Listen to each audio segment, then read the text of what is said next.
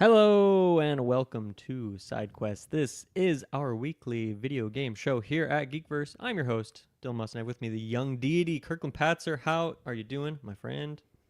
I'm doing really good. I got my fresh brew with me, hot off the Bunsen burner, and Yep, yeah, same no, for me. Oh, nice! Cheers, sir. I'm excited Cheers. to be celebrating this nice early edition of SideQuest. It's Yeah, I feel like nice, unique, we and fun. we always got to mention it if we record Sidequest at a time other than Monday night, which is normally when it happens.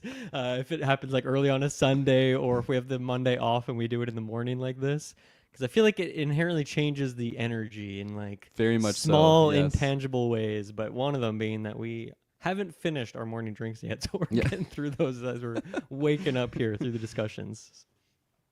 Yes. I got a tasty drink. What are you drinking? I just have a classic orange pico tea going on here. Oh, nice. Yeah. Do you usually do like what is that, like English breakfast, I guess? Yeah, I swap. I get like orange pico and then English breakfast. Oh, okay. Like I thought they were the exact same, honestly. Yeah. they're similar for sure, but they have a slight difference to them, I believe. So when I like burn through a pack, I get the big pack of like 100 or whatever. So when I Yeah. burn through all those, then I'll switch to the other one just for some variety. Yeah, okay. That's my Nice. classic morning situation. Yeah. Heck yeah. I'm just good old black coffee. Yes. That's my vice. That's my addiction and I fucking love it. Yes. Yeah, I'm excited for this episode. There's really not much news or even a big topic. We just have a bunch of games that we have been playing to break down, so it's going to be a good time. Just one quick shout out here at the beginning. I forgot to shout this out. It was a couple weeks ago now, but I guested on the Super Switch Heads podcast again. It's been a while since I've been on there, but I was over there to talk about UFO 50 because I can't talk about that game enough, clearly. So I went over there and talked for another couple hours. So if you want more UFO 50 talk, that's a good place to go check that out. I'll put that in the link down below. Like I said, that was a couple weeks ago. We recorded it like a month ago, but they kind of just pre-recorded it in advance. So yeah, that's up now. People can go check that out. And that's the perfect segue into my UFO 50 game of the week, because on that episode, I don't know if we brought this game up, but I don't think I had played it at that time. But I wanted to talk about, well, Kirkland, I got two tactics things to talk about. Are you ready to Nice. talk tactics? I'm ready with tactics. Me? Yeah, Monday Always. morning here. So the first game, UFO 50 here. Bug Hunter. This is the second game chronologically in the collection. Like I said, I hadn't played this until kind of recently, so it is a fresher game for me in the collection here. And I mean, I love it. It is like as many things are in UFO 50. It's like just the most distilled version of that genre. It's like the most simplest, even like the smallest board size of any tactics game I've ever seen before. But it still is like jam packed with depth and like multi-tool design of like every mechanic kind of has multiple ways you can interact with it, right? That kind of thing. But yeah, let me explain this a little bit. So Bug Hunter, it's on a 6x6 grid. So like I said, yeah, the smallest grid I've ever seen any Fire Emblem. Into the Breach, very, very tiny. The goal of the game is to defeat, I think it's like 27 enemies across like within the turn limit, which is like 10 turns, 9 turns, something like that. And it's pretty simple. It's turn based in that way. The enemies don't really do attacks; they kind of just evolve. I'll explain that mechanic in a second. But the way it works for you is you only have one character. You are the Bug Hunter, the titular Bug Hunter, and it's a really interesting mechanic, Kirkland, where you have like at the bottom of your screen you have 6. I think they're called modules, and these are just like different actions that you can take in a specific day. Once you use one, it goes on cooldown until you end that day turn, same thing, right? And so it starts out pretty basic. Like you have 3 of the same movement ones, which you just move 2 tiles up or left, right, or down. You have 1 jump, so you can go across gaps or up on ledges. And then you have 2 basic attacks, similar as your movement. You just 1 shoot a straight line that can hit 2 enemies that are right next to each other, or like 1 lob shot that you can use to attack tiles that are higher up. And that's it. So in your turn, you have these 6 actions to try and defeat all the enemies, or as many enemies as you can on screen at a given time. And the board's okay. like pretty simple. Like I said, 6x6. There's elevated tiles, so you can't like shoot them directly. You have to kind of get up there or use a lob shot. and then there's like a hole, and a hole you can't walk over, and enemies can fall in it and die. And then there's also like energy capsules that are dropping around the screen, and these are where you use to like upgrade your character and get stronger abilities. So pretty simple in terms of like what can be on the board. But yeah, like the core mechanic of it is as you're getting those energy capsules, they're on the side of the screen. There's like a bunch of upgrades you can get onto your character. But when you pick one of those, it's replacing one of the 6 abilities that you have down below. Oh But you yeah. can get pretty tricky with it. Like you can use your movement and then replace that movement with an attack ability. So now you're essentially getting like 7 actions in one turn, right? Because you use that one up and then you're buying another one on that same turn. And you can sometimes, if you have a ton of energy, you could do that multiple times and get like, I don't know, upwards of possibly like 10 or more actions in a turn if you do some crazy combo. But then, of course, that's going to be your move set moving forward. And so you might just grab one to use for a couple turns in the meantime before you get like a stronger one that costs more up ahead. So it's just like a really satisfying gameplay loop of it is a tactics game, but it also feels very puzzly of like each turn trying to take out as many enemies as you can, trying to grab as much energy as you can, but then also like probably trying to end your turn in a location that's not going to just totally screw you over for the next turn by limiting where you're going to be next time. Really, really satisfying, and like the enemies are. The way enemies are designed in this game is pretty interesting because, like, as I said, they don't attack, they don't move, but essentially what happens is at the end of each turn, there's like 4 enemy colors like blue, orange, pink, and something else, and whatever you leave alive at the end of the turn, one of those enemy types randomly, like one color, is going to evolve into the next tier. So in the first tier, they don't do anything, they're just regular little bugs, they don't have any specific actions.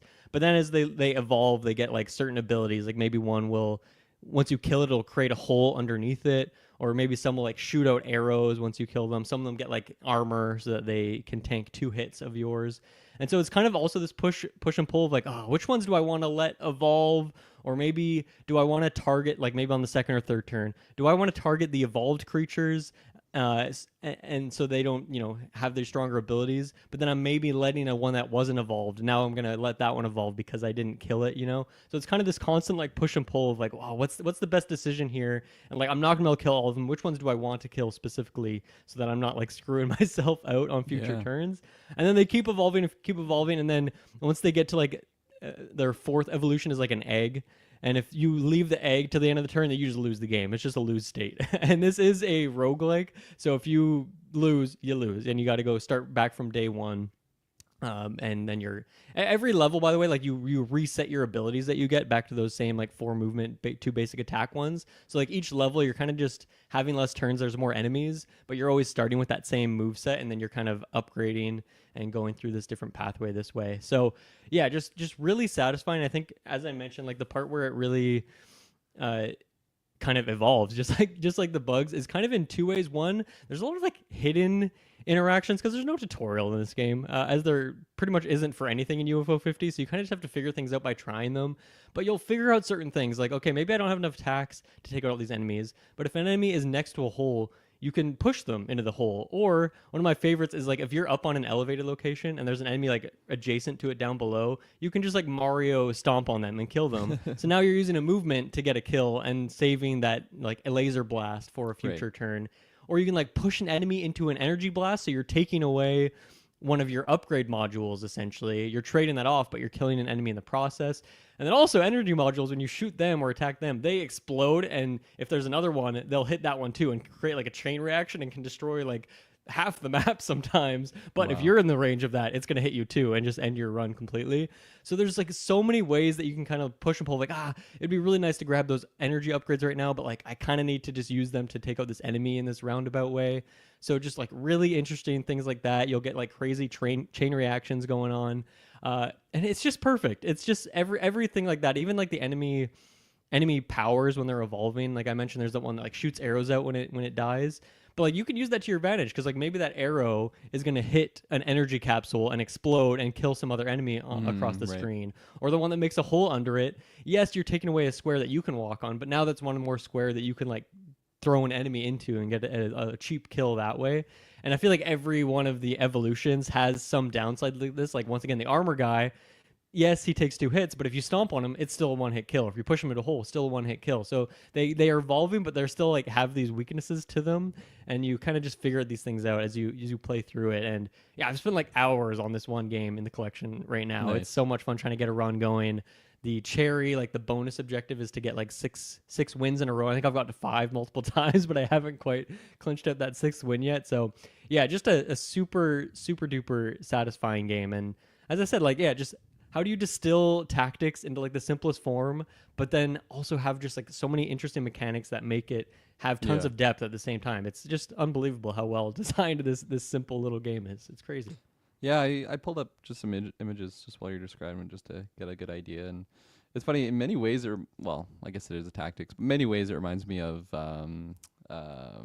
Into the Breach, actually, just with like the Yes, bugs and then like the grid, absolutely. the fact that it's a smaller location, the fact that you like knock enemies into the holes or I guess rivers it would be in like Into the Breach or Yeah. something like that. So yeah, I there's something just so fantastic about tactics game on like the simple side of it, but like it's really like it can get hard with the min maxing, but I feel like the core principle of tactics is to get that mindset, like to try and min max as much as you can, especially in something like this where you only have limited movements and attacks. Like how much, like you said, like get chain reactions to try and Hmm. cleanse the map in that sense. So I can definitely understand why it's addicting, because I think that's like the most addicting part of those tactics games. Like how can I handle this situation efficiently, and then you lose, and then it's like, okay, what did I learn from that situation? So I think a rogue like game is such a good pairing as well for Yeah. the tactics genre.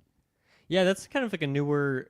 I feel like Into the Breach was the first tactics roguelike, because to that point, I don't know, roguelikes just kind of evolved over time. And now, like, any genre can be a roguelike, but it wasn't always that way. And I think Yeah, tactics works really well for it. I mean, you got to get the dials just right on it, but I think something like this is really, really nailing it. And yeah, definitely a lot of Into the Breach influence is felt here. Even just like, once again, the enemies, they aren't attacking, but you know what they're going to do ish, on yeah, each given turn. And that's such a big part of Into the Breach is that you have like perfect information, and then each turn, new random things are going to pop up that you have to deal with. But at least you can, for the most part, like, okay, I know if I leave this enemy, there's a chance it's going to evolve. And so you kind of know potentially what's going to happen.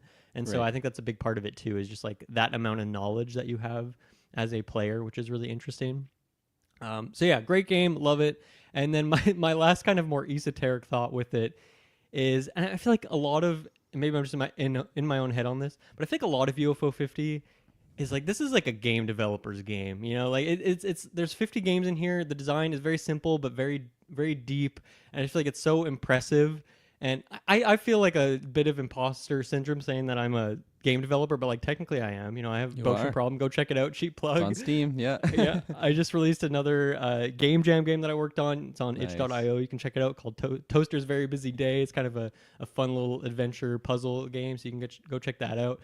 So like technically I'm in that bucket, and just the metaphor of this game being Bug Hunter, which I can confirm now, making Potion Problem is like half the battle is finding bugs, squashing bugs, because that's what game development is. You make a cool new mechanic, but then it creates 4 issues elsewhere.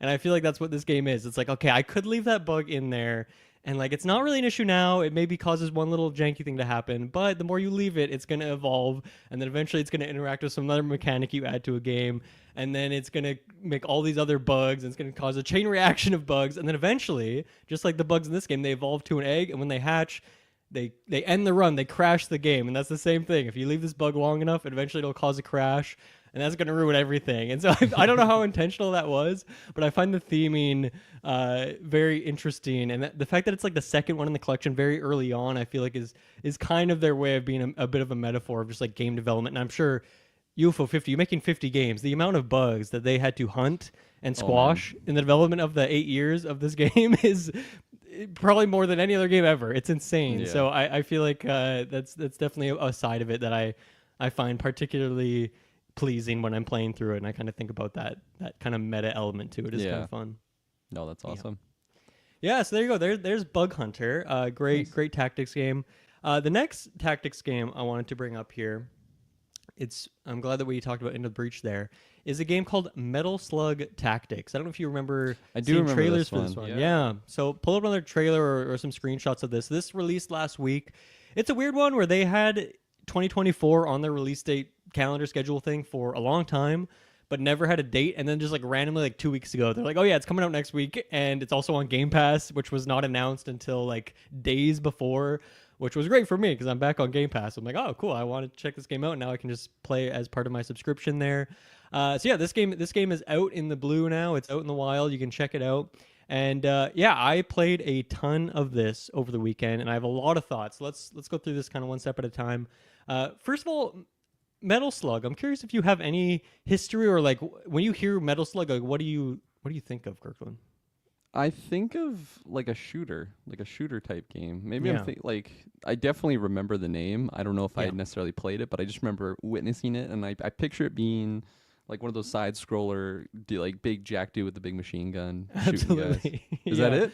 Yeah, definitely. Okay, It's nice. that vibe. It's like Contra. I feel like it kind of was a Contra like, and then it kind of became its own thing. Okay. It's a weird series. I've never played any Metal Slug game prior to this, but weirdly, I have some nostalgia for it because I played, and this is why I was wondering if you have this connection point. There was a game, I swear it was on like Miniclip back in the day, that was just a rip-off of like Metal Slug and Contra. It had like I the know- same kind I of think that's pixel what I art. played 100% on Yes, Miniclip. I yeah. knew you would have played this game, but I remember playing a ton of that game as a kid. I think I was trying to find it. It might be called Commando. If you look up an image of that, let me know if it looks I literally Googled Commandos Okay. after I pulled up the first image of Metal Slug Tactics because I was trying to I'm Is I'm that gonna the do some one? digging while you're yeah, while you're look looking. into that because I was looking at images. I'm like, this looks like it maybe could be the game that I'm thinking of, but like it's not 100% familiar. But also, I haven't played that game in 20 years, so I don't know if it's if that is the one. But it's weird that I'm like nostalgic for a game that kind of ripped off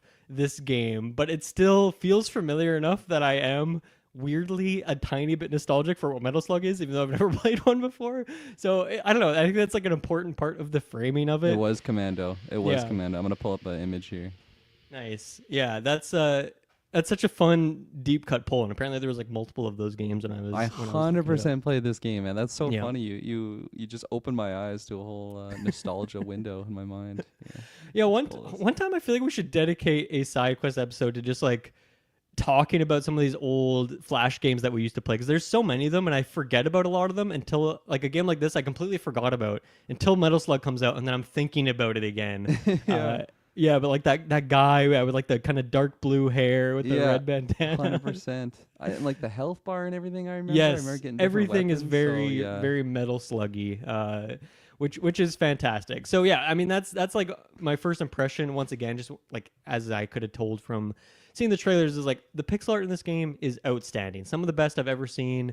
The colors are fantastic. The details, the animation. I think one of my things I love about this is like on the maps, there's so many little details that don't pertain to anything actually going on, but they're just fun little details. Like some of the levels have water, and there'll be just like a soldier in his swim trunks sitting in like a tube, just sitting on the water, hanging out. He's not a part of the map. You can't interact with him, but he's just like in the background as set dressing.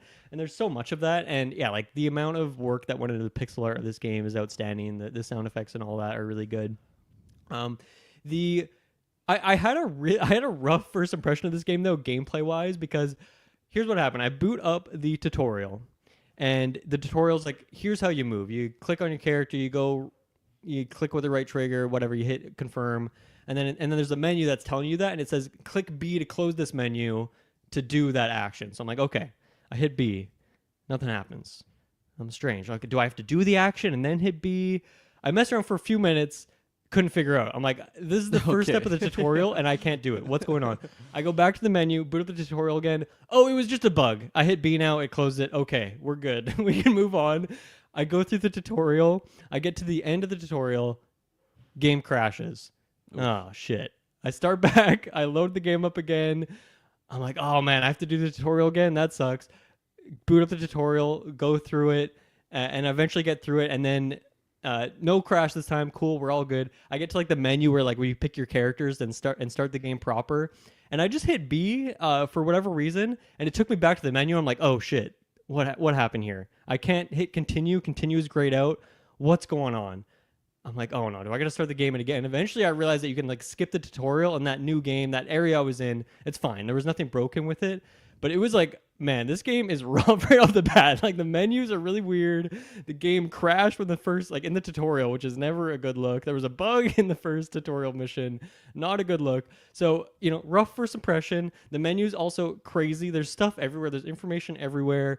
It's really a mess. You can at any point click the right stick in and then like hover over keywords and things to like learn what they mean. Which it's good to be able to learn that stuff, but it is the first hour with this game is going to be a mess of like just figuring out how the buttons work and how the menus are supposed to look. So yeah, rough first impression, but okay, we're fine. We get past that. I get into the game. I figure out what's going on. I eventually learn a little bit more about what is happening there.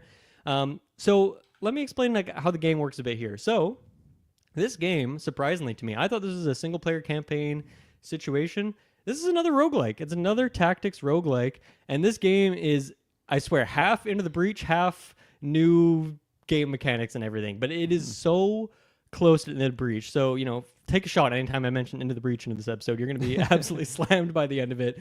But Kirkland, first of all, it starts out with like a similar situation where there's kind of 4 zones, 4 islands, and there's one of them that's locked at the start, but you can pick which one you want to go to at the beginning. And just like Into the Breach, you can choose if you want to go to 2 islands and then face the final boss, go to all 4 and then face the final boss and like try to end the run, that kind of thing. So it works in that same sort of structure where it's like, okay, maybe my run so far, I haven't got the upgrades I want. My characters are pretty weak. I definitely can't challenge the final boss area yet. So I'm going to go to more islands, power up my characters, get a bit better, and then challenge it a bit later. And so it has that exact same structure of like go to 4 islands, fight a boss at the very end. You win or lose, you win, and then if you win, you got the win. You move on to the next thing. If you lose, you start from the beginning. That kind of thing. So it is a roguelike in that way. If you lose a mission at any point, you got to restart from the very beginning.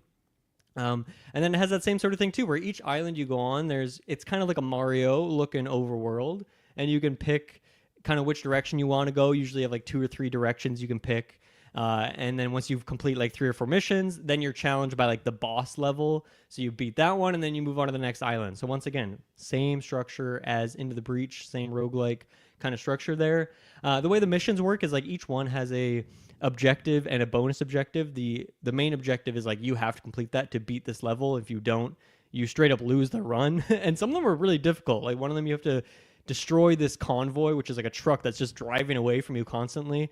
And it has like 50 health, and early on, like I don't have a way to deal 50 damage like in a few turns. And if it just leaves the level, you just lose the run straight up. Like you have to start from the very beginning at that point. It's not just like Into the Breach, like you can have a really bad level, but as long as you still have power on the grid, you can at least queue into the next level, and maybe it's looking pretty dire, but you can at least try and make a play for it. But in this, if you don't beat the main objective, you just lose instantly. Mm-hmm. And then the bonus objective is sometimes it will be like get 5 kills with this specific character, or beat the level in like 4 turns. It's just some bonus objective like that. And then whenever you complete these objectives, you're going to get things like upgrades for your characters, maybe a resupply on ammo, certain things like that, right? So you're kind of going through doing all that sort of stuff. And then it seems like there is a bit more of a campaign like story going on, where when I finally got my first win, it's me defeating the final boss, who is like he's like a dictator Hitler type guy. This is like a war game, classic. Right? Yeah, the classic evil guy. So you kill him, and then of course he escapes like at the very end, and that's how they justify the roguelike structure. He escapes, you got to do the thing again to try and track him down. But then after I beat the game once, it kind of introduced these what kind of feel like side quests, where you maybe start in one area in the sand biome, and you kind of have to go to a specific spot on the map, and then you'll fight some mini boss there. And it seems like there is some sort of structure like this, where there maybe is a way to get like an ending or like roll the credits, So even though it is a roguelike, and it's like more than just beating one run to like beat the game, if that makes sense. And of course, there's all sorts of unlocks and things. Like most roguelikes, you're not just going to get one win and then stop playing. Ideally, you play it forever kind of thing, yeah. Right? So yeah, it seems like there's something going on there, but I haven't made it that far. I've got a few wins, but not enough to like see what that ending kind of situation would be like. So that's kind of like the meta structure of the game. Zooming in even further down to like the actual gameplay of it. Similar situation to Into the Breach or even a Midnight Suns, where you have 3 characters that you're putting into every map. And then there's enemies all over the place. As I said, you have to complete the main objective. And that's where I think it works a bit differently, and where I think there is a good amount of variety to it, is that the objective of each mission could be very different, where it could just be get to a certain area, like exfiltrate the mission. It could be defend these people or this tent or something. It could be kill all the enemies. It could just be like survive the onslaught for 5 turns. Could be destroy the convoy. Could be escort this person over here. So you get like a ton of variety of like mission objectives, which is what makes it feel a little bit different to something like Into the Breach, which is always kind of like the same objective. And then there's like bonus things you can do on the side, right?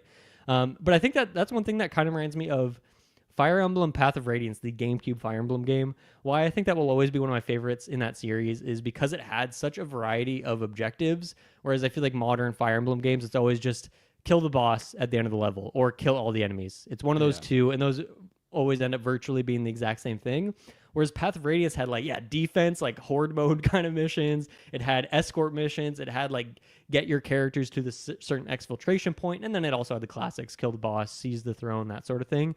And so I don't know, that's something I really enjoy with these games. And I think especially for a roguelike, that's a great thing to add, because that'll just add like a kind of infinite amount of replayability in a sense, because you have so many different objectives that you're doing. But it means that you can like sometimes beat a level in like 2 turns. That's my record right now. I've beaten some levels in 2 turns, because it's like you have to kill these 3 specific targets, and the way the map worked out, maybe it worked out perfectly where I could just easily take them out, and boom, you just move on very quick and easily. And so that works. And then some of them where it's like defeat every enemy or survive for a certain amount of turns, those ones can take longer. It can take like up to a half an hour. Some of the boss levels can take even longer than that. They can be pretty spicy in the length of it. So yeah, similar situation, turn-based. You move your character, you have an action and a movement each turn, and then there's ways you can get like bonus actions and all that. Here's where the game finally gets to be a little bit more unique and stand out. And this is something I've never seen in any tactics game I've played, and I've played a lot of them in my life, is that the whole game is kind of based around movement in a sense, where when you move in this game, you're doing 2 things. You're building up dodge on your character, and then you're also building up adrenaline. So dodge, it just straight up makes you immune to damage. So if I move my full length, like 6 or 7 tiles with a character, I might build up, let's say, 3 dodge, and then if an enemy does 3 damage, they will hit me, but they will do 0 damage. It's very simple in that way. And then also, if you move to like cover, because there's a cover system in this game, so kind of similar to like XCOM or Mario and Rabbids in terms of tactics, that will also just give Mario you like, Rabbids is a tactics game? Mario Rabbids is a tactics game. Oh my god, I did not know that till right now. Okay, carry on. Sorry, I had to stop you there for a second. You should check them out because they go on deep sale. I got the first one for like $15 on Switch. Okay. And it's really cool. It's a really, really good game. I hate the Rabbids. They're the most annoying thing ever. They're like minions to me, but the game's really cool. It's a really interesting game. And yeah, cool. Tactics game where you play as Mario and Donkey Kong. That was a game I just like wrote off, like not for me. Yeah. Never gonna look into that at all, but that just made me a little bit more interested. Yes. Okay. Yeah, it's very XCOM like. It's like that's kind of the DNA that it falls to when it comes to tactics, which you'd also trip to this, because I think you typically have like 3 characters in that, which 3 characters here as well. That seems to be a trend for a lot of tactics games. Yeah. But yeah, you could like move to cover and get this bonus dodge. So now you're getting like by default 2 block from the cover, but then also this dodge that you're building. And then also when you're moving, you're building up adrenaline, as I said, and that's what fuels special abilities. So as I mentioned, on each turn you get a movement, and then you get a basic action, which is like shooting your gun.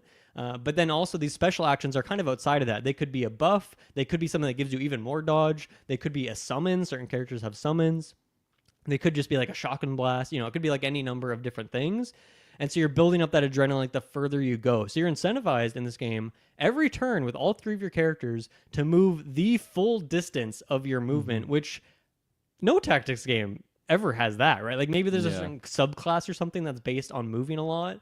Or like, in Fire Emblem, like you have a Pegasus and they can move so much and fly that's like, okay, I'm going to move them a lot and just try and like take out flank enemies and things like that. But it's a really interesting mechanic to implement here, which I think is cool because, as you mentioned, Metal Slug as a series is kind of known as like this run and gun series. And so I think it's cool that they took like, hey, what's the DNA of Metal Slug? What does it mean to be a Metal Slug game? And how do we turn that into a tactics game, which is so antithetical to like this fast-paced action game? which, tactics, the slowest paced games ever. And like, how do we make that mechanic? How do we find the bridge?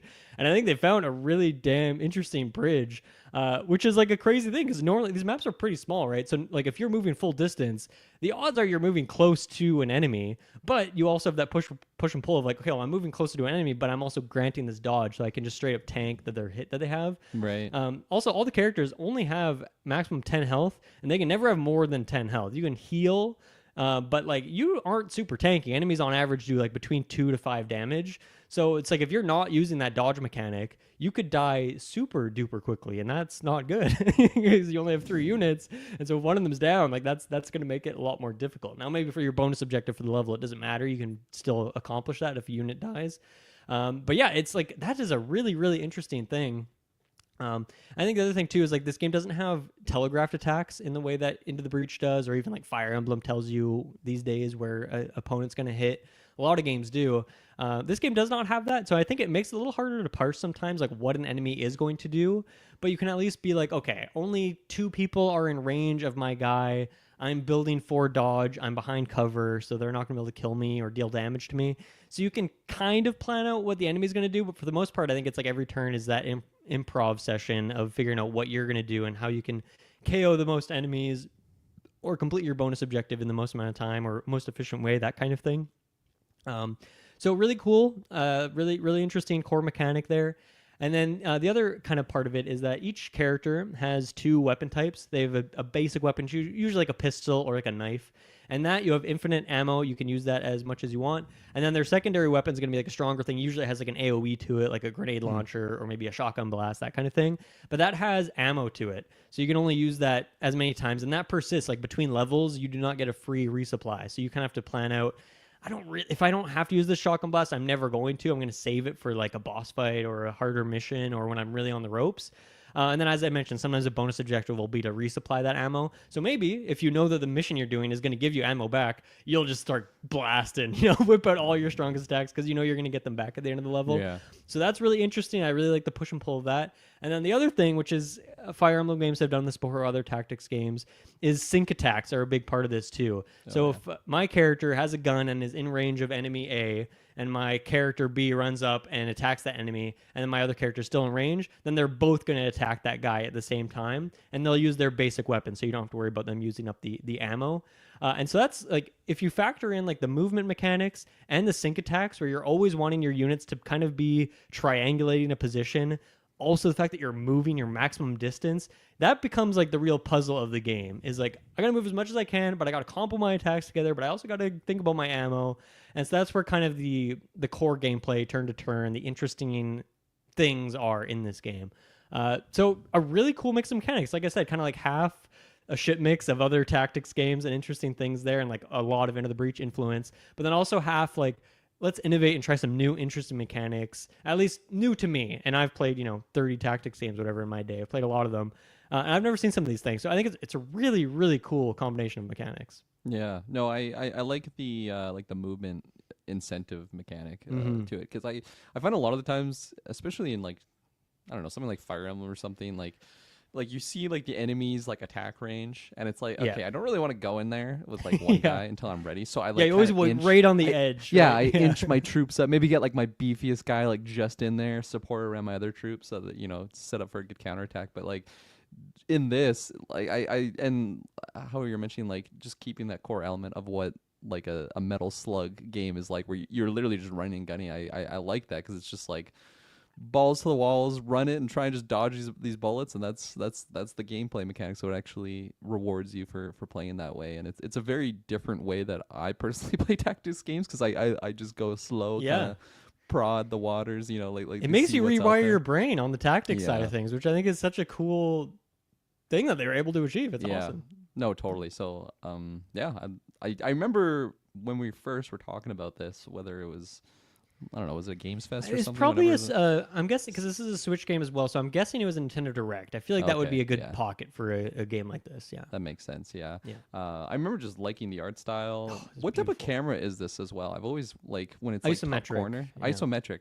Yeah. I have such a soft spot for isometric games in my mind. It's amazing. It's funny. We're bringing up Commando 2 or whatever it was from the miniclip game. Have you ever heard of the series Commandos? Specifically, the one I played was Commandos Behind Enemy Lines. I'm pretty sure I had this game like before Windows XP. Like it's an older style Oh game, yeah, but it has this isometric I do remember this camera game. Yeah. to it. I had no idea how to play it as a kid, but I remember playing the shit out of it. Like I just like would go like through. I love just like the art style, I guess. This of game just, is like, beautiful. Yeah, I yeah. love the visuals of this game. For way back in the day, man, like it came out in 1998, the Commandos Behind Enemy Lines, but just like the attention to detail of all like the drawings and just the scale of everything. Mm-hmm.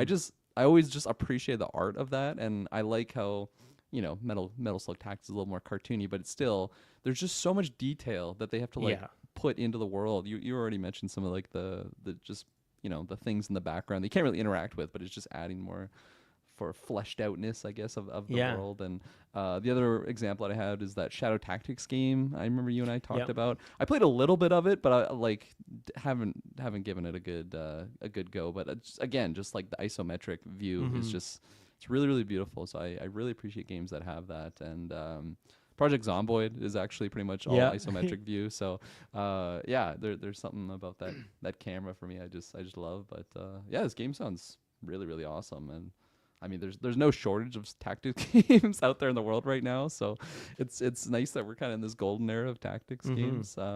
But yeah, no, this looks sweet.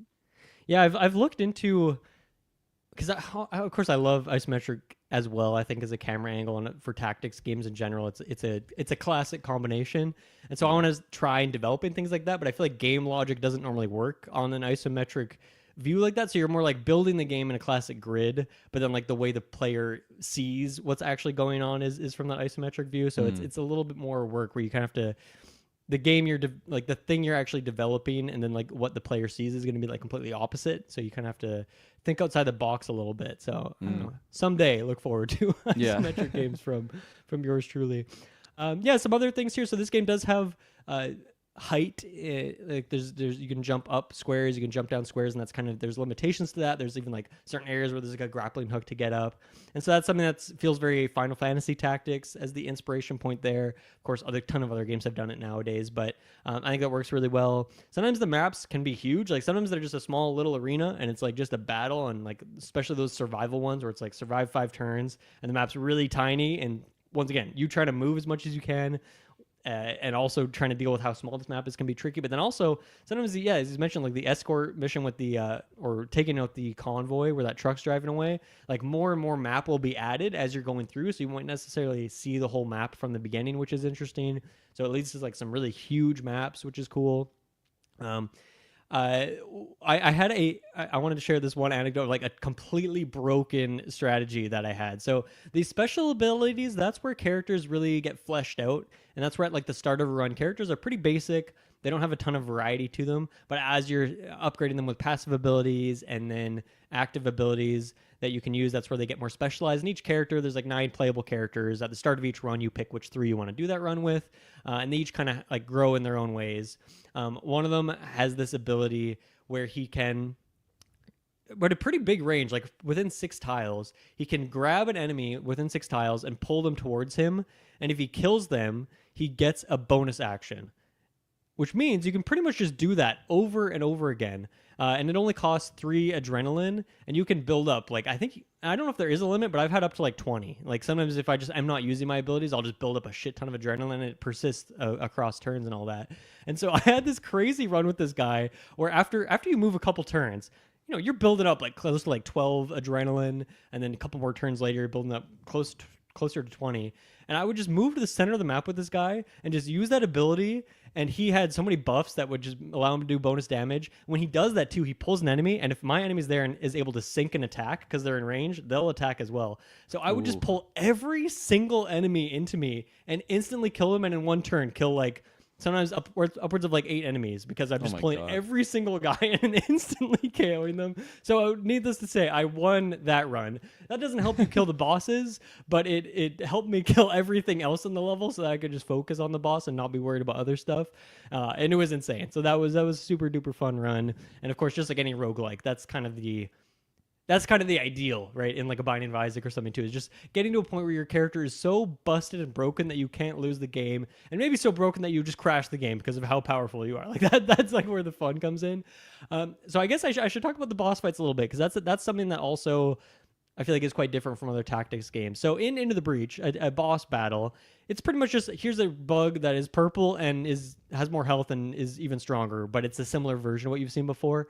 So it kind of fits within that framework pretty well. The boss fights in this game are much different. They are essentially like a kaiju battle. The boss is this huge thing that takes up, sometimes like 20 tiles or something. Like, they're huge. They're kind of usually on the side of the map, kind of in any game that has like a giant enemy. You know how like you can usually only see like their torso and they're like swinging their arms at you. It's kind of like that. And so each one of the biomes has a set boss that is appearing at the end of there, and they do all sorts of crazy attacks, and they have a ton of HP, right? And so the start of the mission, it's like really overwhelming because there's enemies everywhere and there's the boss. So usually it's like that thing where you're clearing out a bunch of enemies and then you can target down the boss. But then every like few turns, they'll kind of reset the board, take you to a new spot, and then it kind of adds more enemies on the board. So it's this thing where you're trying to blast down the boss as quick as you can, but also if you just let the enemies grow and reinforce, then they're just going to take you out too. So they are pretty engaging, pretty good boss fights.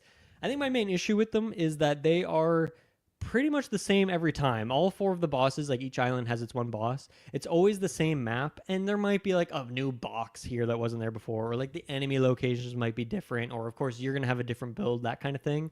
But it's always the exact same situation where like there's one that's a boat, and you start on the lower left side and you kind of got to go around the boat, circling it and try and take out the boat.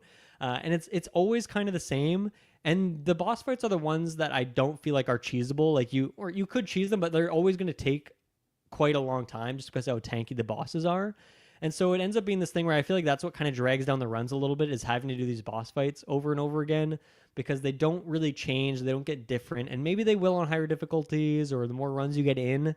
But so far, across like the 7 or 8 runs that I've done, I've not really seen much variation in them. And so like I said, that is kind of the one point that kind of drags the rest of the game down a little bit. So it's a bit of a bummer, because the rest of the levels, like even then, I am seeing a lot of repetition in levels, but they'll change up your spawn points, they'll change up the enemies on there, so there's enough variety. But I just kind of feel like the boss fights are the one weak point. And there are mini bosses or other side quest bosses that you can do, and those are fun and unique and different from what I've seen so far. But yeah, the big bosses are a little bit disappointing so far. That would be my main criticism of the game, other than like the bugs that have occurred so far. That's awesome. Yeah. And then what else do I want to say about this? I guess in terms of progression, there's in-run progression, then there's like metagame progression between runs. So in runs, you're getting weapon mods, so you're upgrading your weapons with different upgrades, things like new ammo, or maybe your weapon will now slow, or maybe it'll do more damage or more hits, that kind of thing. And then you're getting those passive abilities and special abilities, as I mentioned, for your characters. So that's all good there. Good character variety. Like one character is like a summoner type. She has 2 summons. She'll summon like a little robot who takes your primary weapon. So it's kind of like you can now move him in for sync attacks. And then she still has her secondary weapon, which can do some cool things. Or she has one that is just pretty much like this suicide bot that will fly across the map. He's like looks like a little dog on wheels, and it just rides across the map and then just like self-destructs and does a bunch of damage, which of course also works with sync attacks if your teammates are in range. So that's cool. One of them is definitely more of like a tank, melee focus kind of guy. Some of them are more support, like healer type people. So there's a good amount of variety across them. And then each character too, like you can pick their weapon set at the beginning of run. Each one of them has 4 combinations, or it's weapons plus special abilities. So that even within characters, within the 9 characters, there's like little ways that you can kind of change or tweak them between runs. So that adds a good amount of variety there. There's other things in the map. Like there's tons of interactable objects in the map. Like you can break through certain walls. There's destructible environments. There's the classic, like there's a crane holding a bunch of boxes, and you can hit that crane and it'll drop the boxes and insta-kill enemies. And then one thing that's really interesting is there's vehicles in this game too, which are pretty much they're more like mechs rather than like cars and stuff. There is cars, but those just blow up. But there's mechs that drop around the map, and you can inhabit them, and then you deal a shit ton of damage. But then there's also one guy who like summons. It's pretty much like what's her name? Hatsune Miku. Like that that like holographic like pop star. Like, Oh yes, yeah, I know exactly what you're talking about. The I said her blue name hair wrong, but woman? Yeah. yeah. I don't Like, know he why pretty I much know summons that, but I've seen her. Yeah. yeah, he pretty much summons her, and you can just like summon her from a range into a mech, and then she'll just pop off, which is really interesting. I don't know where that like I apparently these Metal Slug games. There's like aliens and like in one of the areas is like ancient Egypt sort of vibe, and there's like mummies that are attacking you, so you get some pretty crazy enemy types in there, Nice. and whatnot. So yeah, a lot of good variety there. And this is funny too. Do you know what a Metal Slug is? Do you know what the name refers to? Metal Slug? Is that like a shotgun shell or something? Like a slug? You might think, but funnily enough, a Metal Slug is a mech. It's one of the mechs. It's one of the names of the mech, which I find funny because that was also, I hadn't played Metal Gear until earlier Metal this Gear, year. yeah. And it's like, what is a Metal Gear? A Metal Gear is just a giant mech, and that's like the MacGuffin of the games usually. Yeah. And so I'm like, it's kind of weird that Metal Slug has a similar name. It's sharing the word metal, but then also it's named after like a mech, which seems like a very minor part of what the games Yeah. are. So I don't know, maybe there's a bit of homage to Kojima there with the name of Metal Slug. But anyway, sometimes a Metal Slug will drop on the map and you can inhabit it and then pop off a little bit. So that's cool. I think I've kind of mentioned everything that I wanted to. I have one last point, but any questions about like just the mechanics of this? I feel like I've just talked your ear off here, but it's an interesting game. Obviously, there's clearly a lot of passion behind me playing this, because anytime there's a tactics game that comes out, especially one that's greatly inspired by Into the Breach, I'm going to be all over it. So this is a fun game to play this weekend. I find when like a lot of tactics game or just games in general, if they have a unique mechanic, whether it's like the sync shot or you're mentioning like the anime lady that just jumps in, like there's certain ways to tackle things. Do you find that the game kind of incentivizes you, like, okay, this is how you kind of beat this level is by using this sort of mechanic, or is it just kind of here's your tools, you can really tackle it however you want? Like there's many different ways to beat each level, which I imagine it would be because it's kind of how tactics games go. It's kind of up for the user. Well, I think that's where the objectives of the map comes into play, where the objective of the map, it could just be, as I mentioned, like get to this exfiltration point. So you could straight up not even kill an enemy in that map. You could just run to the exit, and it's pretty far away, so it's gonna be hard for you to do that. But like maybe if your build is leaning towards that could be possible. And so I kind of feel like that's where the variety comes in of like, in the way that like, okay, there's a bonus objective, but then also like the enemy placements are going to be randomized and stuff. So it's not like there is one puzzle solution. But then also all your characters have different abilities. So you might be coming into a level, and like maybe you even just have like, it's different than in the Breach, which has like set squads, right? And then there's the custom one where you can play any combination. But in this, like, given that you pick your 3 characters, you can kind of pick how your run's going to go to a certain extent. But then you're also going to be based on like what the upgrades are giving you that you can choose from, right? So I don't know. I don't feel like it is ever like narrowed down. Now, if there is a Metal Slug on the map, I do want to grab that. But maybe it's so far out of the way that it's kind of against the strategy of the objective to go there. So yeah, I don't know. I don't feel like there is just like one set way to beat these given levels. I feel like there's enough variety in there, and just between your characters and the enemy placements, and like as I said, even like the spawn points change on these levels, even if you've seen that same level before. So I feel like I haven't felt like that yet. Maybe after a few hours it could feel that way. I do feel with the bosses, that's maybe where it does feel a bit samey in that way, because the maps are always the same, and you're kind of going to be doing somewhat the same thing. Yeah, I guess it's the issue with it being kind of similar for each. Yeah, because it's just like a big mech type enemy that you're fighting every time, so it's pretty similar strategies there. Yeah. And then the other, what was the one you mentioned? There was one objective where you have to like stop a convoy or something, like stop it from escaping, right? It's got 50 HP. Is there like unique ways that you can like, I don't know, slow it down to like add more time to like like, I don't know, shoot out a tire or something, and then you just buy more time for yourself? Or is it just, no, you just gotta destroy it, and that's just as simple as it is? So far I've not found a way. Now maybe I should, because I feel like sometimes there's been like a box in this way, and it'll just fucking plow through that. The thing is too, one thing that you could use to your advantage here is like the convoy as it's going along, it tells you the 4 tiles it's going to move into, and it deals like 99 damage, just infinite damage to those tiles. So if you can get enemies to go into those tiles, it'll kill the enemies for free for you. And the convoy, I believe it moves first, so it'll move before an enemy does its action. And there's some characters that have abilities, as I mentioned, that reposition other enemies. And so I think that's maybe one way you're supposed to do it. The other thing is too, and I started speccing into this when I was given the option. Sometimes you'll get a weapon mod that it's called shelling, I believe, and that makes you deal double damage to like inanimate objects, so like trucks and like buildings and things. So if you spec into that, you're going to deal a lot more damage to it. So far I haven't found a way to slow it down, but there are ways that you can optimize your damage or optimize the level around that kind of thing too. So yeah, I think there are some ways to get creative, and I'm sure there's other ones that I haven't even thought of yet, or maybe certain characters have abilities that I just haven't discovered yet that will help me. But the thing is, when you're looking at the map in that Mario overworld situation of picking which mission you want to do, it's gotten to the point where if I'm early on in a run and I don't have those upgrades yet, and I click on the mission and I can preview it and see that it's destroy the convoy, I just won't go there. Even if it's good rewards, I'm like, I'm not gonna be able to beat the level, so I'm not gonna get rewards if I lose the run. So I'm just gonna go elsewhere. So that's the good thing too, is you can just straight up choose to ignore it. Now that might not 100% be true, because the last world, like the final biome where the final boss always is, that one is more linear. Like you have to do 3 missions and then the final boss, but you can't pick which missions those are. However, that is at the point where you're going to be further in your run. You're probably going to have upgrades at that point. So if you do have to do a convoy mission, hopefully you're stronger at that point to defeat that kind of thing.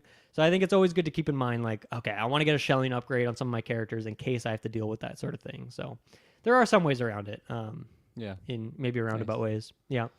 I just been like looking through some more like still images and stuff, and I absolutely just love like the design of some of these things. Like there's like this one, it looks like a ship with just like so many different like artillery guns and stuff on it, where it's just like so dense with how much stuff is packed on that boat. It's kind of got like a Howl's Moving Castle aesthetic to it. There's just so much like stuff going on in there, and I really like just the designs of all this stuff. Yeah, like I said, like there's like 1,000 more pixels on that boat than there needs to be in terms of art. Like they went so far above what they needed to, but I think that just that's like what the series is. It's known for having really great detailed pixel art, but then also it adds so much character to like it makes a boat have a personality because it's so like movie. It's like it's moving around, right? Okay, my last point on this game, and I saved this to last specifically, is that yesterday. It was 2 days ago. I was doing a run. I finally, to unlock the higher difficulties, you have to beat a run on the earlier ones.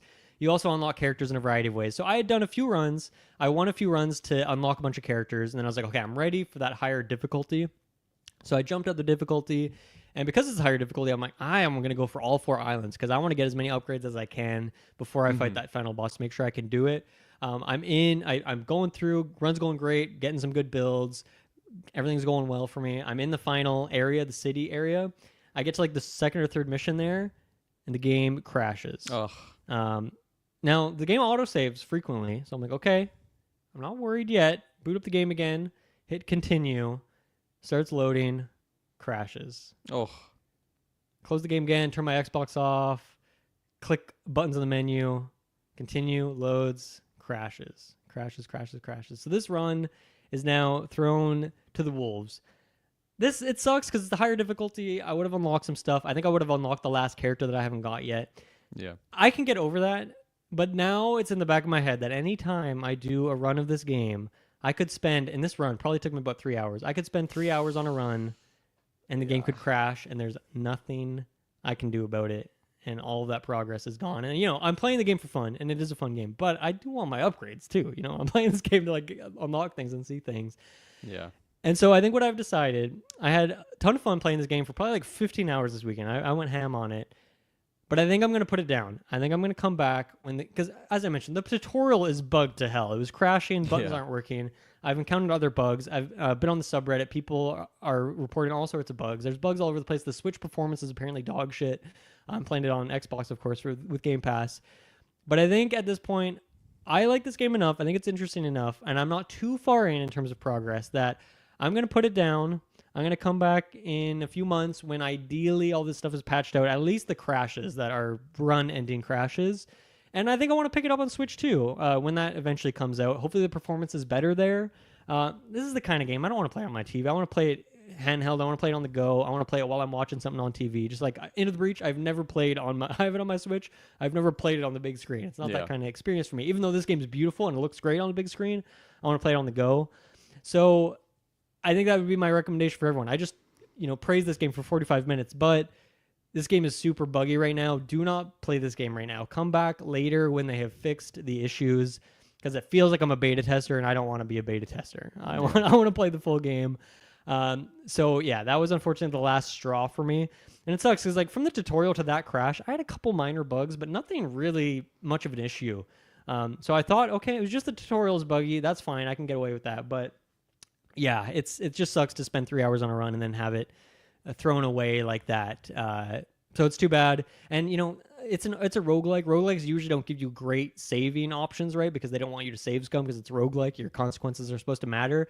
Yeah. And because of that, like this game only has that one autosave point rather than like usually a game will have like 3 or 4 autosaves so that you can load back to a prior one if like this later one is bugged out, right? So it all comes back to Bug Hunter and the fucking bugs that grow into eggs and hatch into crashes and end the run, or in this case, end me as a player playing this video game for the time being. So you gotta fix those bugs, people. You gotta hunt those bugs and you gotta take them out. There you go. There's my thoughts on Metal Slug Tactics. A really great time, really interesting, great game. I'm excited to come back to it later, but it's not ready yet. It's still in the oven, and I bit into it too soon. And it's still raw on the inside, unfortunately. Oh, it's so frustrating though. I've been there Yeah. many times. Yep. Whether it's I think a good example for me would be, you know, come back to my good old classic Warhammer. If I do like I don't know, like a 30-minute battle that was like a slog and I barely win it, and then the game crashes, and then like it doesn't save like right after the battle. It'll save once you get back to the campaign map. And I'm like, okay, I'm not going to play this for 2 weeks now. You know, like I don't even want to think about this battle. I know I can beat it, but like I don't want to have to go through that again right away. Like I need like a buffer period before I jump back in there. But it's rough. I've been there. Yeah, it is rough. Wow, I talked about that a lot longer than I expected to, but that was a great discussion. I love talking about tactics for the first hour of Sidequest. How about we take a break? We need a break after that. We'll be right back to talk about more video games. All right, we are back. Kirkland, I know you have 2 games, so I want to hear about Hitman. Talk to me about Hitman, baby. What's going on in the world of Hitman? So yeah, Hitman. I should say in the world of Assassination. The world of Assassination, Hitman. Yes. So we dabbled a little bit in the 24-hour stream. You know, I did the chaotic one of the highlights of the stream for me. It was 15 minutes, but that was one of my favorite 15 minutes of the 24 hours. Blindly mumbling through this mansion trying to find my marks, but yeah, no, it was really fun. I really just loved what I was playing there, and then I think that was like just the free like. I don't know, because on PlayStation, the catalog or whatever, maybe it was a monthly game. Like, they have the first Hitman. I know it's all, like, a collection, but, like, it wasn't always a collection. So if you owned one of the games, you still would have owned one of the games. And I believe the one that we were playing on Travis's system there, it was Hitman 1 for the PS4, like that version, which, of course, is the same one that I had on the PlayStation catalog. So after the stream, you know, I downloaded it. I'm like, oh, I want to jump into some Hitman here. So I was playing through that and did a couple missions there, and I'm like, this game's so fucking good. This is such a great game. Dylan, I got the whole game. I got the whole Hitman's World Assassination combo. And then of course with that it came with like the PS5 version of it, so it's just like a little bit like cleaner and just runs a lot nicer on the newer system. And then of course the big thing there is I have access to everything now. I haven't done any like the freelancer. I'm not going to do that till I complete. I think the you game. should master, quote unquote master the maps as they're meant to be played, and then jump into freelancer. I think that's the way to do it for sure. 100%. But this game is so good, man. I truly have a soft spot in my heart for the Hitman franchise. Like Hitman Codename 47, that was one of like the first like PC games I had as a kid, and I just loved that game so much. That one was more of like something like this where you just get a contract and like there's not really a story to it. I think by the end they kind of like implement a story aspect to it. I don't know if it's going to be the same for this. There is a story, but like who cares is the takeaway. Exactly. Hitman Absolution I think is the biggest like story one where it was like very linear and it's a very like personal story. The Hitman 3 maps is where they implemented more story tying things together, but even then it's like that's not what I'm here for. There's like cutscenes in between like some of the missions, and it like incentivizes you to do like, of course, like in an order, which I have been doing, but these like cutscenes. I don't really know what's going on, and I don't really care. I'm kind of just in it for the actual gameplay aspect of it. But yeah, no, I love Hitman Absolution so much. I think I have like 100 hours of that game on Steam, and Nice. that is not a game that you really need 100 hours on. Like, of course, you can replay the missions and do it in different ways, but like Yeah, it is a yeah. linear game, so like you're going through the story in that way. But yeah, to jump in here and just all of like the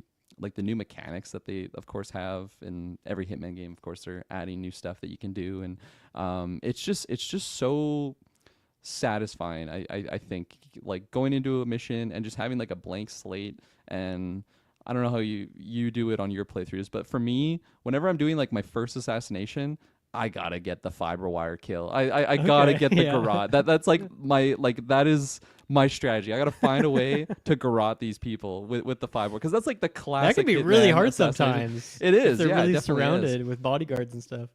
But as you know, with these like later Hitman games, they do a good job at like giving you like a reward when you like get an Yes. Yeah. assassination in that way. So it kind of like helps you out and be like, okay, you can kill them in this way. But that's been like the classic since the original Hitman is using like the piano wire to get the execution. Absolutely. So for yeah. all of my assassinations on my main targets, I'm going for just with the piano wire kill. And And then when you don't have that and you have to like knock an enemy out and then move them, yeah, it always feels so clunky. It's like, man, I want the garrote where I can just yeah. drag them along the ground Totally. into a closet or something. It's so Oh satisfying. yeah. So it's been very, very fun going through them. I've only done it a couple times where I've like finished the mission and I'm like, that didn't seem as clean. Let's go through it again and just really Right. like get this a nice like clean execution kill here.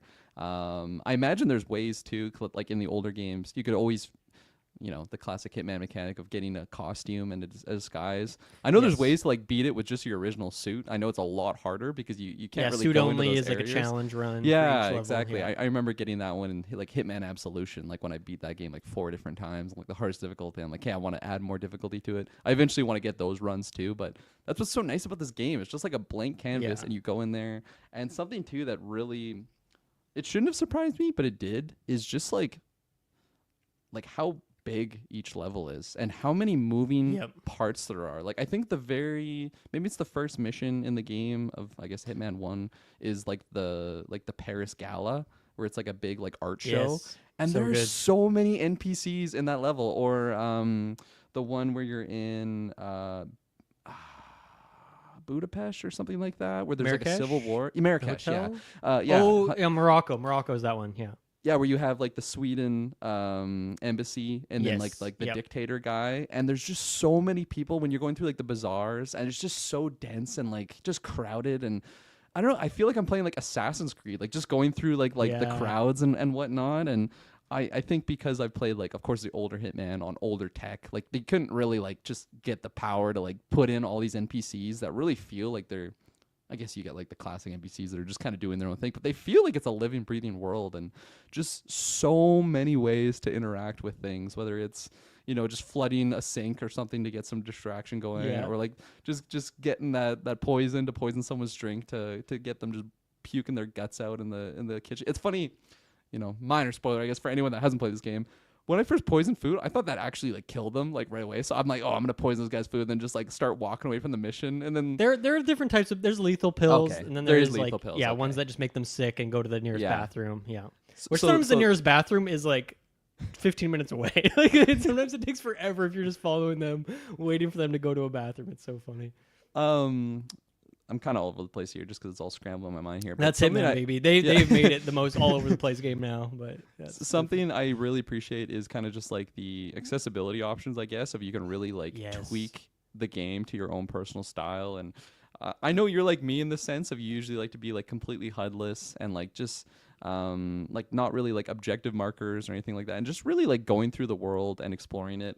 I've toned it back a couple times because I found myself like really Yeah. lost, especially on like a first going. I'm like, I don't know where the hell I'm going. Yeah, But, same thing like, for me. I like- turned everything off, and then I slowly started introducing. And then when I got into freelancer, and you don't know where everyone is, you kind of Yeah. need to turn a little bit more on. But Yeah, for the sure. amount of customization for the UI in that game, I don't think there's a game that has more options than that one. Honestly, it's great. Yeah, no, it's so fantastic. So it's been fun, and I think another thing that's so fantastic about a game like this is like it's not like there's a right or wrong way to play the mission. Like you could go in there and just shoot the guy with your gun and then run away, and like that's technically you 24-hour job, stream, right? you know. That's Yeah, exactly. I unfortunately didn't get away, but you know, like there's many different ways to do it, and it's just so satisfying. Like finding those things out. Like the Merrick. Yeah, the Marrakesh battle. Not the battle of Marrakesh. The like that mission where it's like the embassy. Again, like a minor spoiler here, but like when I first found out that like there's like a hidden like tunnel to get into the embassy, I'm like, oh my god, this is so sweet. And then like finding that route and sneaking through those tunnels, and like it's just so satisfying unraveling those things for the first time. And then of course once you like play it more and more, you just really like min-max, and that's where you become like the ultimate assassin, where you're just like making all the perfect decisions. And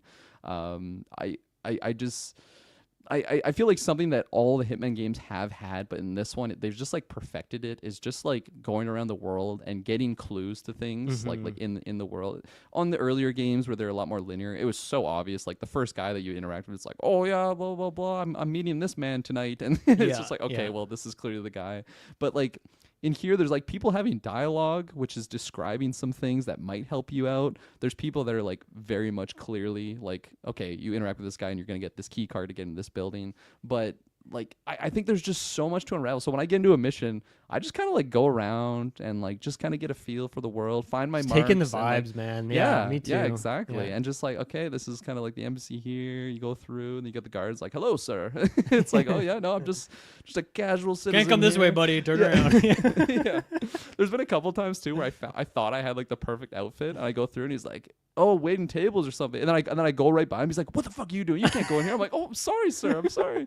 There's been a couple moments like that. The fact that you can like to go into an area as a proper disguise, but they have to frisk you, like that's a cool mechanic as well. So you have to like find ways to kind of, you know, ditch your guns here and there. And I feel like there's just so many mechanics that I could explain that are just like so interesting to me, and there's probably many that I haven't even interacted with yet in the game. And yeah, it's been lots of fun. The game looks so beautiful.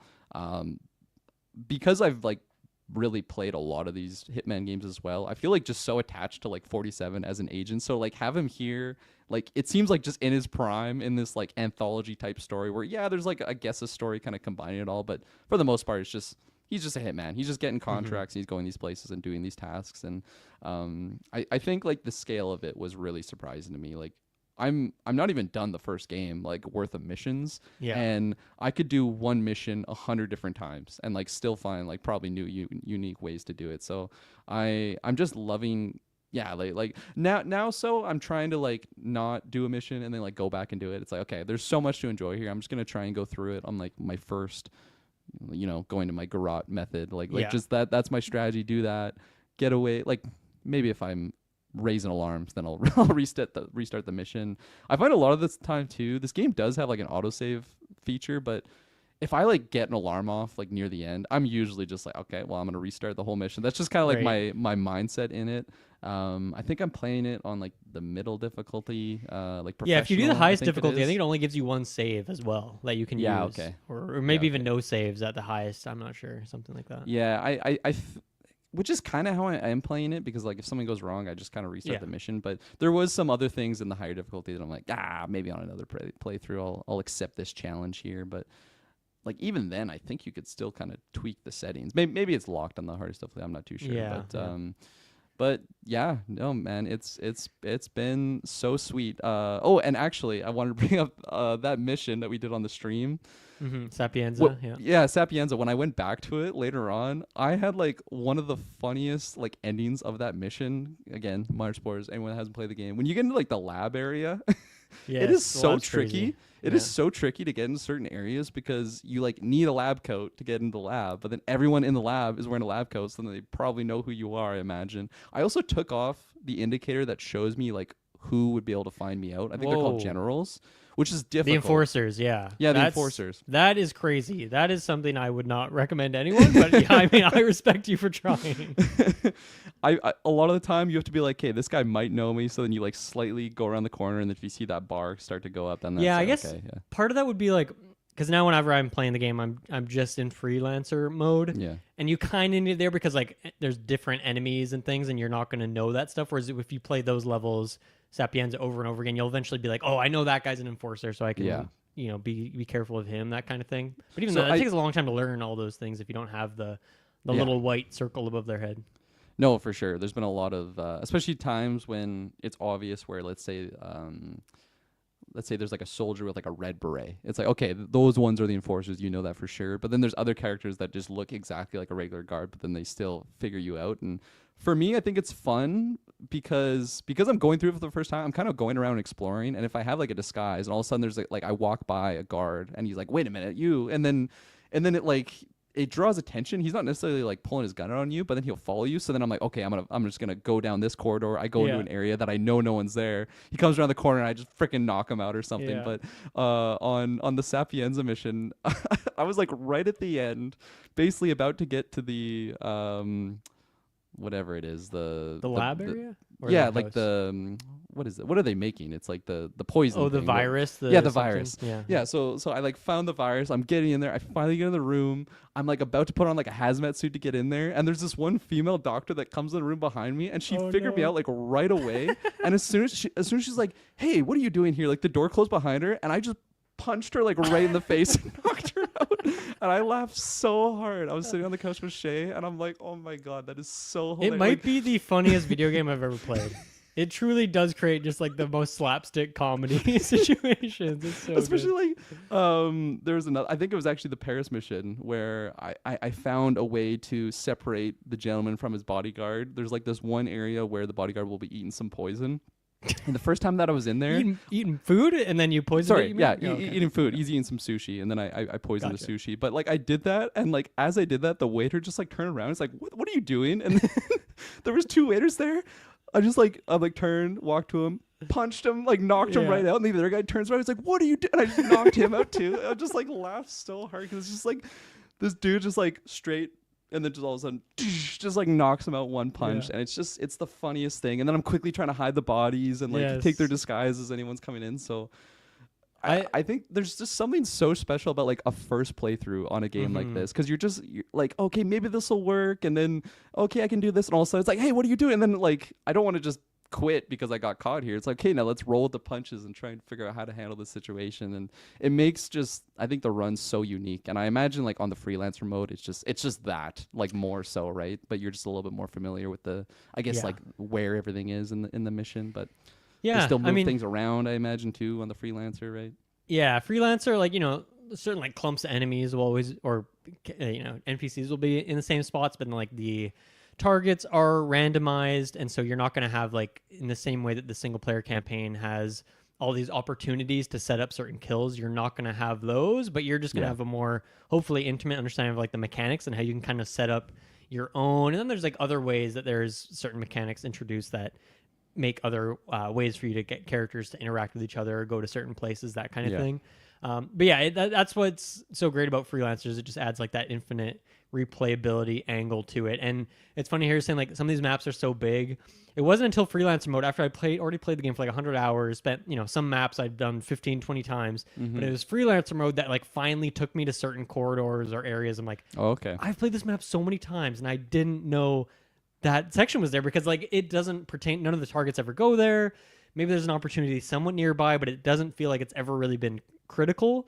But freelancer, sometimes like that's where the target will be, because it's in some new location, and so that adds like a really fun angle to it as well. So yeah, freelancer it's fantastic. But yeah, I do think it is something that is best enjoyed later on once you've kind of already somewhat mastered the maps, played through them a bunch of times. And like, the way that those main target missions are designed is fantastic. So you should experience that too. Yeah. And freelancer offers a bit of a different experience, but it's like, listen to you talk about this is so much of like a time machine to me, because I feel like we play these games in a very similar way. We're like turning off the UI, and I did the same thing too, where I had the different order where I like bought, for whatever reason, Hitman 2 first, played through those maps, got the DLC for that game, played through those maps, then was in love with it. Went back, bought the Hitman 1 maps, played through all those, and then Hitman 3 came out, and then later Freelancer mode came out. So my order was a bit different, but it was the same thing where like I would pretty much do one playthrough of each map, get the win, and then I'd move on to the next map, move on to the next one. And then when I beat like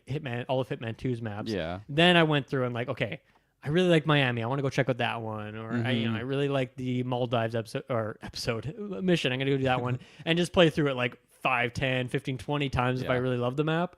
But I feel like that is a good way to do it, is like get the sampler platter, check out a bunch of these maps. Now it's tricky for you because you have all 20, whatever it is, at your disposal now. So that's a lot. But I think that was like, yeah, get a feel for each one. And then when you boot up the game and you're ready to play Hitman, decide, which map do I want to do? Or maybe for me, it'd be like, I'll just be working. I'll be thinking about a certain map, and then when I'm done work, I'm like, I'm gonna go play that map right now. Yeah. And you'll kind of just be feasting for it. And then freelancer will throw you to the wolves, and you'll kind of have to be somewhat familiar with all of them at that point. But yeah, I think I've played the game in a very similar way to you're playing it now. I just had a different order of things, but that's definitely a good way to go about it. Is like get the variety and then master like the ones that you're really passionate about. Yeah. I think something. I mean, again, my mind's all scrambled because this game's just so amazing. There's so many awesome things to talk about it. But like on older Hitman games, I find there's some missions that are just like S plus, like just design, everything about it. I absolutely love the way that you get your kills is just so fantastic. And there's others that it's like, oh, okay, this mission I have to get through to get the next ones. I have not had that a single time in this game. I think every mission is so well designed and there's so much to it. It's not like there's one that's like a very basic one. Like there's so much complexity and depth and like layers to it. And like how you're saying, like 100 hours in and then it's like, oh my god, I didn't even know this corridor was down here. Like on the one where I was in like the Swedish embassy, like that mission, when I took out the mark and then I like revealed that they have like a secret meeting place, and I'm like, oh man, this is perfect. Like I know exactly how to get this guy now. I can call this number, get him into this area, and then like I just feel so satisfied like finding ways to kill these marks. And I think that there's many times when maybe I'm approaching a situation and I'm like, man, this game would be so sweet if you could just handle it this way. And then you can. And it's like, oh my gosh, like this is just the perfect Hitman game. Like I don't know how many titles of Hitman games. I'm pretty sure a while ago I bought like the Hitman collection on Steam, so I have like basically all the games. There's probably like 10 or something. So I imagine like they just took a lot of what they learned through all those games and just brought the best aspects to it into this, and it really feels that way. And yeah, it just looks so gorgeous. I love like the little sound effects too. Like when you hit your mark and just like thunk, like it does like that little like nice little audio effect. Like you did your objective, and then I don't know. There's just something about these Hitman games that I just love so much. And I think a big aspect too is just because I played the absolute shit out of Codename 47 back in the day. Like that just like playing like all those hours in that original, I don't even think it's the original Hitman game, but to me it's the original Hitman game, is just like, this became like a franchise that's just gonna stick with me now for life. And now that I'm playing this, it's like this is just like perfect. It's like the golden idol of a Hitman assassination game. This game is just like an infinite treasure chest, and especially now that they've bundled 1, 2, and 3 all together, freelancer mode, whether or not you're even playing that mode yet, like it's so much content. There's so much depth there, and the fact that they kind of like backwards compatible like mechanics that they added in Hitman 3 that you can just now use that stuff in the Hitman 2016 maps, like the Hitman 1 maps. It's just really cool. Like they just absolutely nailed it. And then freelancer adds like a ton of new content for those old maps too, naturally, because you're going to places that you haven't seen before. So yeah, just unreal how good that it's. It feels like a cheat to call it just like one game now, because they like, okay, you made 3 games, then you bundled them together later, but like now it is one game, and like if you go in the store, you just buy one game and you get all these 20 maps, all these mechanics bundled into one, and it is just one of the best games ever. Like I truly mean that. It's so freaking good. You were not overstating that as well. Like I feel like it's one of those things where like I knew I was gonna love it. I don't think I played, like maybe I dabbled in like, I don't even know. I don't think I dabbled in this one at all until like the 24-hour stream. I knew I was gonna like it, but until I got like my hands on it, it's like, okay, I need this. I need to get this. And yeah, I think it was like $100 or something for all 3 games, which is so like it's so worth it for how much content you're getting. So really satisfied with it. And of course, like with the World of Assassination version of it, it's like the more modern version, the PS5 version. So yeah, I've been just loving it. It's really amazing, and I can't wait to just have like 100 hours of this game. Like I just feel like I have endless content, and because I'm just like at the tip of the iceberg, like I haven't even like really gone in and like you're at level 1 right now, and there's I haven't like mastered 4 a or 5 single level levels. in this game. Yeah, exactly. And I've gone through like 5 of them, so it's really exciting. And of course, like I know a while ago you did like your tier list of the Hitman levels. I'm excited to. I remember there was that one I don't know what it's called, but it was like your S tier level where it's like on like the mountain or something like that. It's Yes, like yeah. yeah. Can't wait. Was it Hokkaido or something? I can't remember the name. That is another good one. Hokkaido, Okay. the Japanese mountain Yeah. one. That's Oh, like the spa resort I can't lab. wait. I It's can't like wait to get such in a there. Yeah. freaky mess. I think the one maybe you're thinking of is the Mendoza level. That's also Okay. in some mountain chain that I forget, but it's like Nice. there's like a vineyard down below, and then you have like the beautiful pristine winery up above, and like all the different areas, the mansion up on the hill. Like it's just so cool. Yeah. You reminded me of a key moment that I really want to bring up. This was the last level I did. It was the Club 27 one, where you have like the asshole recording artist guy, and then you have like his lawyer, like you have to take care of. They're in that Club hotel. 27. Yeah, that was the name of the mission. Okay. So- Why can't I remember? He's like a that? recording artist, and he like killed his girlfriend. So like that's the contract. You have to. He like pushed her off the building. Oh, Bangkok. Oh yeah, the hotel one. Bangkok. Yeah. Okay. Yeah, the mission was Yeah. just called Club 27. That's how Gotcha. I knew it. But you can, I don't know, you probably played this way, but you can take the disguise of like a drummer that's like trying out for the team. Right. I was not expecting when you go up and he's like, hey, show me what you got. And then I like go over to the drum kit and interact. I'm like, okay, what's gonna happen here? This is gonna be, and man, Hitman 47, this guy is like a jack of all trades. Does this crazy like drum line, and it's like a 30-second video of me just playing the drums. I'm like, man, I did not expect this. In Hitman's in Agent 47's training, they like just had him as like a jazz drummer. Like, this is just crazy to me. I was laughing so hard in that moment. And then of course afterwards, like, man, you're really good. Okay, let's go talk. And then I'm like, man, that is hilarious. I just crushed a drum line. Now I'm about to rip this guy's throat apart with my piano wire. It's just such like an unexpected turn of events there. And I like many of those moments have been riddled throughout the Hitman franchise of just like an unexpected thing that's happened. Like whether you're like, I don't know, like working at like a Chinese restaurant as like a worker there. He's a And, master of all trades for sure.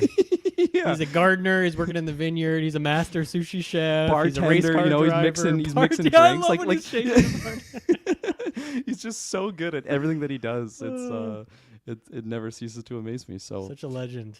I like that you mentioned that it's like it's an assassination game, but it's also like the funniest game that you've ever played. And I've already had those moments of like literally bursting out loud of just whether it was like in the kitchen, just knocking out those poor waiters of just, like they just saw too much. I had to knock them out, shove them in the broom closet. But yeah, it's like I don't have a single complaint with this game. It's Yeah, my only just complaint perfect. is the always online element of it, which That's is fair, annoying as fuck, and I hate it. And it means that someday this game will be broken, you know, and not Yeah. playable 40 years from now or something, which I hate. Yeah. But hopefully before they take the servers offline, they remove that element so you can actually play it without having to worry about that. That is my only complaint about the game, though. Everything else is perfect and pristine. And somehow, when they released World of Assassination and combined all three games, it was less disk space than the three games on their own prior. Like, so it's actually like a cool 60 gigs or something like that, Yeah. which is really nice on a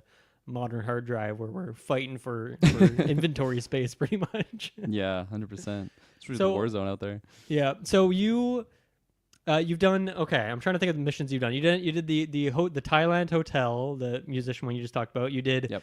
Marrakesh. You've done Paris, Sapienza. Is there any Yep. ones other than that, or is it the four you've done so far? I think Hitman 1 only has like 6 maps or something, right? Okay, so I Hitman must 1 be- was pretty short. That must be like relatively. right at the end then. You still have Colorado, and what else is in Hitman 1?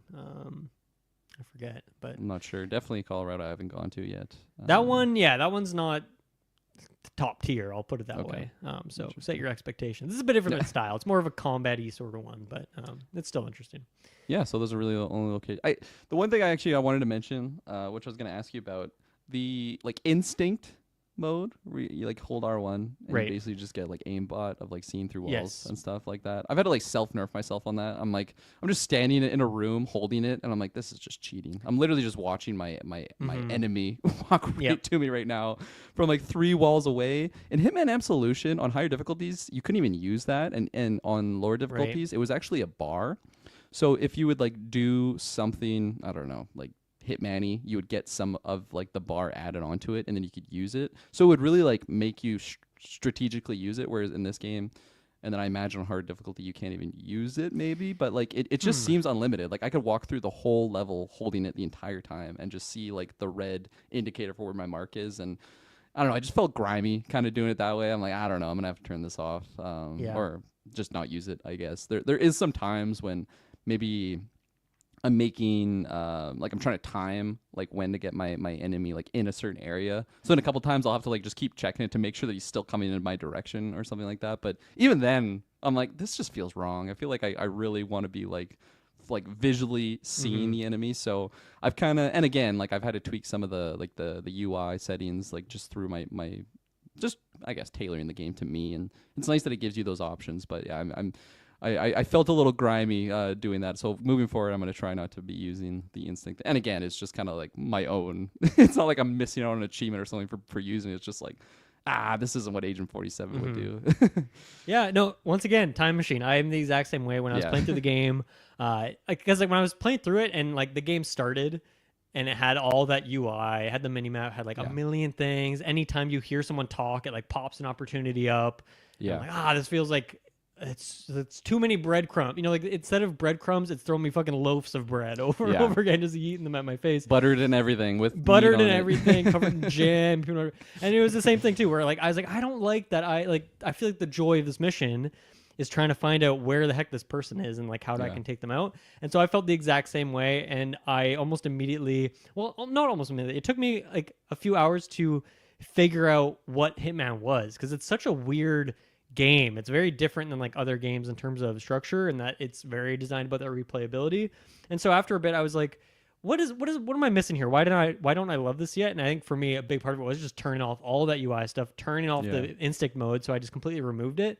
And that was super fun, because I think there's so many, as we talked about, breadcrumbs in the maps for for where that target is. There's people talking about them. Usually there's some person of higher status.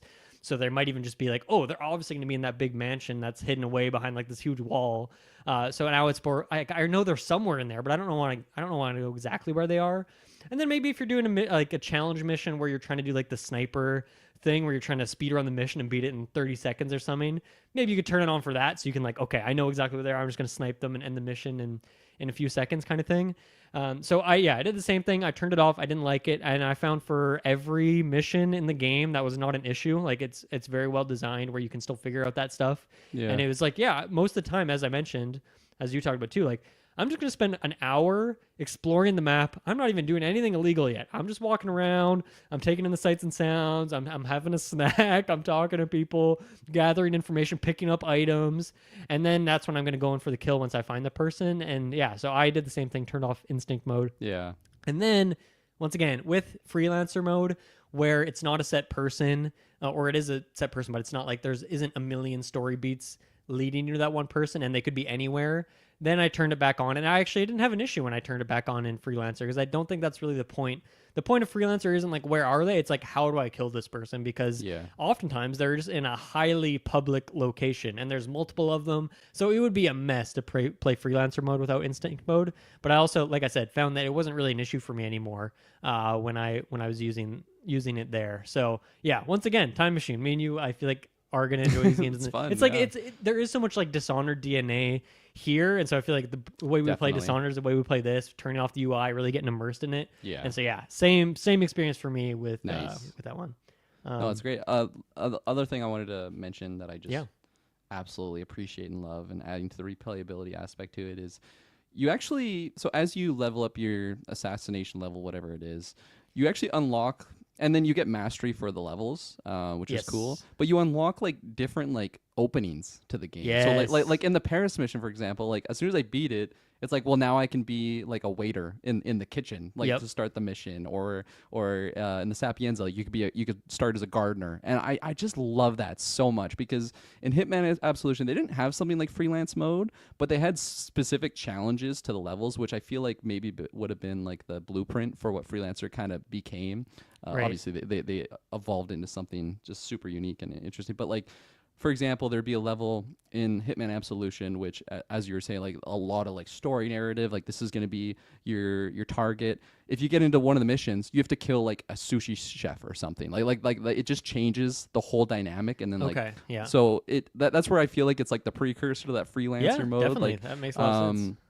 and like just that aspect is really cool because now all of a sudden like I'm not even going to a certain area of the map that like I played this level 50 different times because I just love this game so much and I was mastering this level, and now I have to completely switch my strategy. And I think like, or even just like you get different getaways, right? Like all of a sudden like Yeah, the ICA gives you, yeah. or they smuggle something in for you. Like I just love that aspect to it. So now like I finished the mission and it's like now you can start in the basement here, and I'm like, oh, I can't wait to go back to that mission. And then that's where like when I was first playing it, I replayed that the Paris mission like 3 different times because I was just like, I just want to explore everything and just mash these levels. But now I'm like, I'm never gonna get through all 3 of these games. I gotta just go through like one mission, do that, and then go through it. But it gets me excited for when I get back to those missions now and just really try it in a completely different way. And just the way that you can start the mission in a different area is really, really cool. So I really, really like what they did for that. And I mean, Hitman's always had great replayability. That's a big part of the game, as we've already talked about. But the fact that it's like,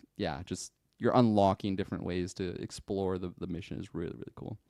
Yeah, I mean, and it feeds in so well where you get more bonuses and XP for all the different ways that you're like every time you use a different exfiltration, when you do get a win with like the different starting situations or kills with different weapons or killing someone with a chandelier, accident kills, electrocution, all these different things. And so, yeah, that's a huge part of I almost forgot about that, like how rewarding and fun that was early on.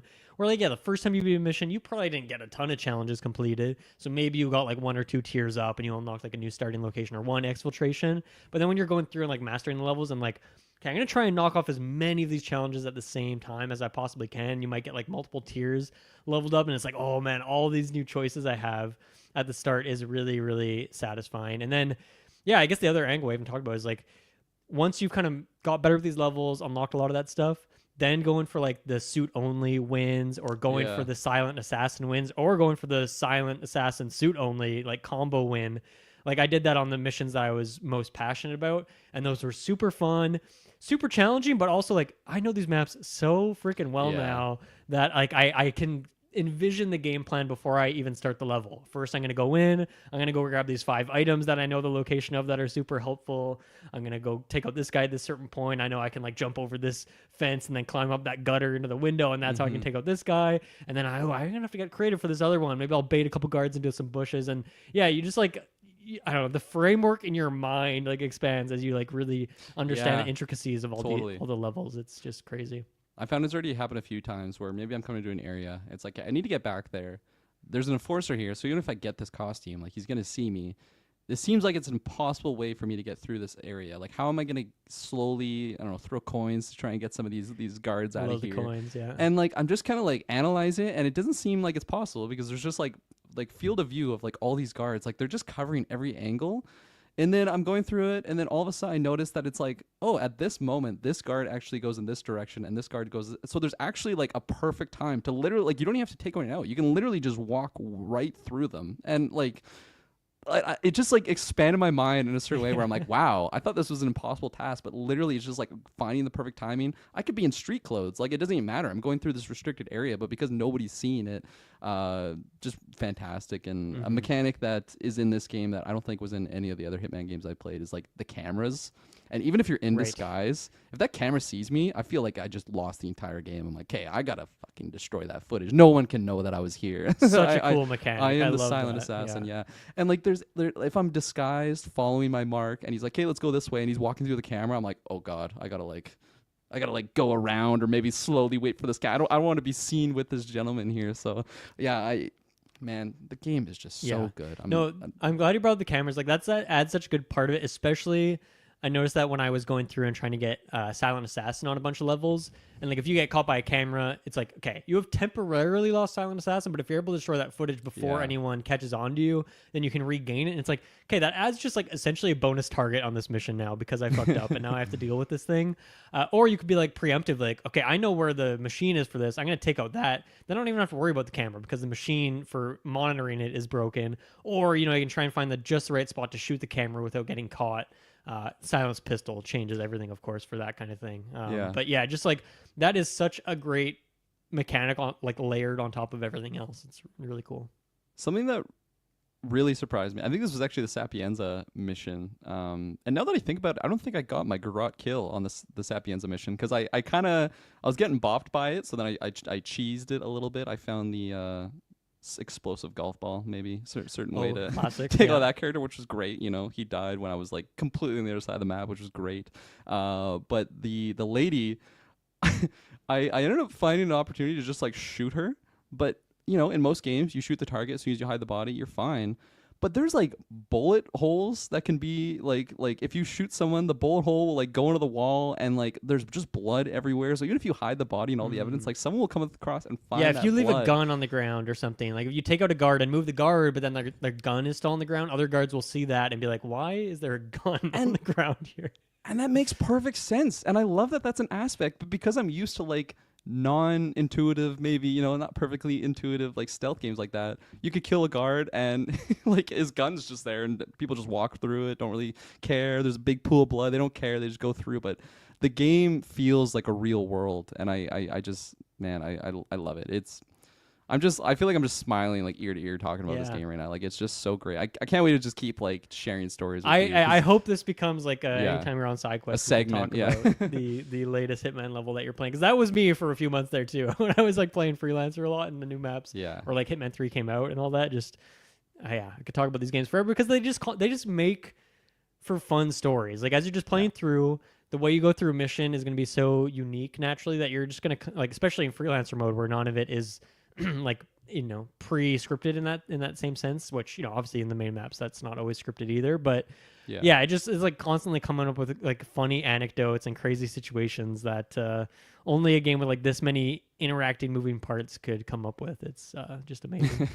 Two funny things about the Paris mission. One of these might be slight spoiler. I hope you don't mind, but I think the funniest thing in terms of talking about like Hitman and being like a master of all trades, when you like walk into that place and like it's like in that Paris mansion, there's like this big modeling show that's happening. There's a ton of people watching it. There's like upstairs, there's like all the techs working on the machines and lights. And like when you walk in, it's funny, you see a huge poster for like the famous model that's showing up. Helmet. And and he's just a bald guy. And then like it's like, oh, I know what's gonna happen next. And like there's a crazy story thread that you could follow where like Hitman will get dressed up in the makeup, he'll go in the chair, he'll get the outfit on, and then like he'll do the show, like he'll do the strut on the walkway and do the pose. It's like, of course he's also just a supermodel and he can like do that kind of thing too. There's no boundaries for him. He's perfect. I knew that was an option just because like I kind of... There's some threads in there for it. I was following the breadcrumbs like you were saying, but I didn't necessarily find and don't answer this. Like I didn't find the gentleman. I didn't find like I didn't find. I could not even tell you like the thread you have to follow. Yeah, okay. I can't remember the exact thing, but it's just. I knew it was an option, but it's like, okay, this is cool. This isn't going to be how I'm going to tackle this now, but like, you know, I'm excited to go back. I forget how that even leads into the kill of the target. Like it might just be a funny, stupid thing you can do because it's fun and stupid. Maybe it's something like you do that and then like the target wants to meet with you because like you're the model or something and then they take you in a specific room. It's probably something like that. And then the other funny thing with Paris that I noticed when I was playing that map a bunch is the voice actor Yuri Lowenthal, who voices like Spider-Man in the Spider-Man games. He's like a voice actor in that game for like random bodyguards, and I noticed it so much in that mission where I'm like crawling through the attic and then I just hear him like, why the fuck is Spider-Man? Because like I can't unhear Spider-Man as that actor now, especially when he like voiced Marth in like the most recent Fire Emblem game. I'm like, I don't like this is too, I need Marth to be some not Spider-Man guy. But that was just such a funny thing going through that mission and hearing Peter Parker talking to some other random guard in an alternate universe. But yeah, man, that game is so good, and like I don't know. I feel like Hitman 2 is maybe some of my favorite maps still, but I don't know. Every one of the games has like my favorite maps because they're Nice. just so good and so layered. So I can't wait to hear you play through more of these things. Yeah, no, I'm Yeah. definitely gonna keep. I can't wait to get in there. Like you say, like I'll just be like not playing the game and then think about like a certain thing in the mission. Like, oh man, Yeah. I can't wait to get back in I there. think especially the Thailand map, like the hotel there.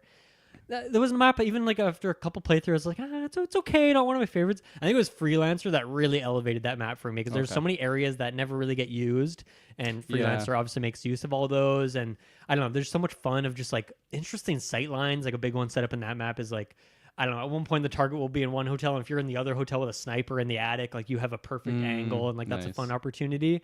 And yeah, like I don't know, Freelancer really elevated that map for me and maybe I had to learn the map in a different way. I feel like I didn't really have to learn too much about it to take out the targets like a few times, but Yeah. yeah, that's just another classic thing. Is free once you've already played 100 hours, then you have Freelancer to play another hundreds of hours. It's crazy.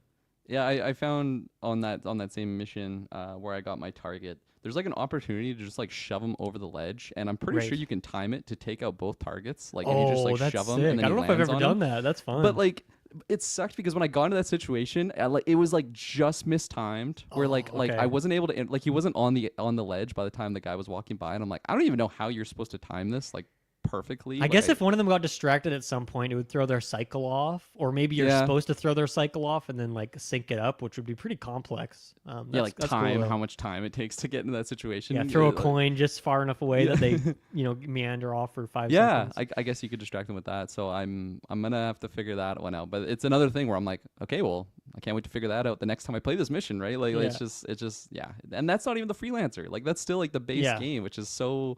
That's where it just feels like there's gonna be like an infinite amount of runtime potential in Yeah. this game, which is exactly what you want. Like I've already gotten my money's worth out of this game, and I'm not even done the first third of it. Yeah, crazy. Yeah. Well, we could keep Sick. talking about that, but we should Yeah. probably move on at some point. So Let's maybe do it, we'll yeah. do that now. Let's take our next ad break, and we will be right back. Okay, we are back. What else have you been playing, Kirkland? Any other Yeah. shout outs for the day? I'll quickly mention. I'm keeping on with my Pokemon Emerald progression. I think Okay, I nice. brought that up with you. I found an emulator for that, playing on the iPad. I think I'm like 18 hours in. I think I have like 1 or 2 badges left. And it's been so great just playing that like the older Pokemon style game. It's been super fun, and I kind of forget like how much harder those old Pokemon games are compared to the new ones. Like there's the new ones are super easy. Like your starting Pokemon, your counterpart, like your arch rival will always pick like the counter to like the opposite. Whereas in the Right. older games, they would pick your counter. Like if I pick water, they would pick grass. And then now it's like if I pick water, they're picking fire. So it's like every time I interact with them, it's just like an automatic wash win. 'em, Yeah, and like it's just so much easier to figure out where you have to go in the newer ones, whereas the old ones, it's not like there's like a journal or something where I'm describing like where I have to go next. So like there's been many times I've had to Yeah. pull up a guide because I'm just completely lost. Man, in when the- I was in the playing game. Emerald recently, I needed like a notepad on my phone to like be my quest log. I was finding it really tricky. Whereas like this Yeah. guy wanted me to deliver a package where, and like I didn't I know, yeah, write the it down, and packages. then I forget, and I'm like, what the hell's going on here? This is astounding that this is a Nintendo Pokemon game that I Yeah. don't know what to do immediately. Whenever I like replay one of those older, like I haven't played every Pokemon game, but whenever I play some of those older ones again, I try and like, I don't know, different strategy, like try some different Pokemon because you can collect them all. That's never been my bag. I've always just try and like get a nice like assortment of a good powerful team. But here I'm Yeah. like trying to get different types that maybe I didn't always use. Right. Like I got Kadabra like really early on. I was oh man, I'm gonna get my. I Psychic grinded type. hard to get him when I was playing Yeah. Emerald recently because I was like, I love all those evolutions. I'm obviously deeply nostalgic for the first. Oh my god, what's it called? The first era, the first original First gen.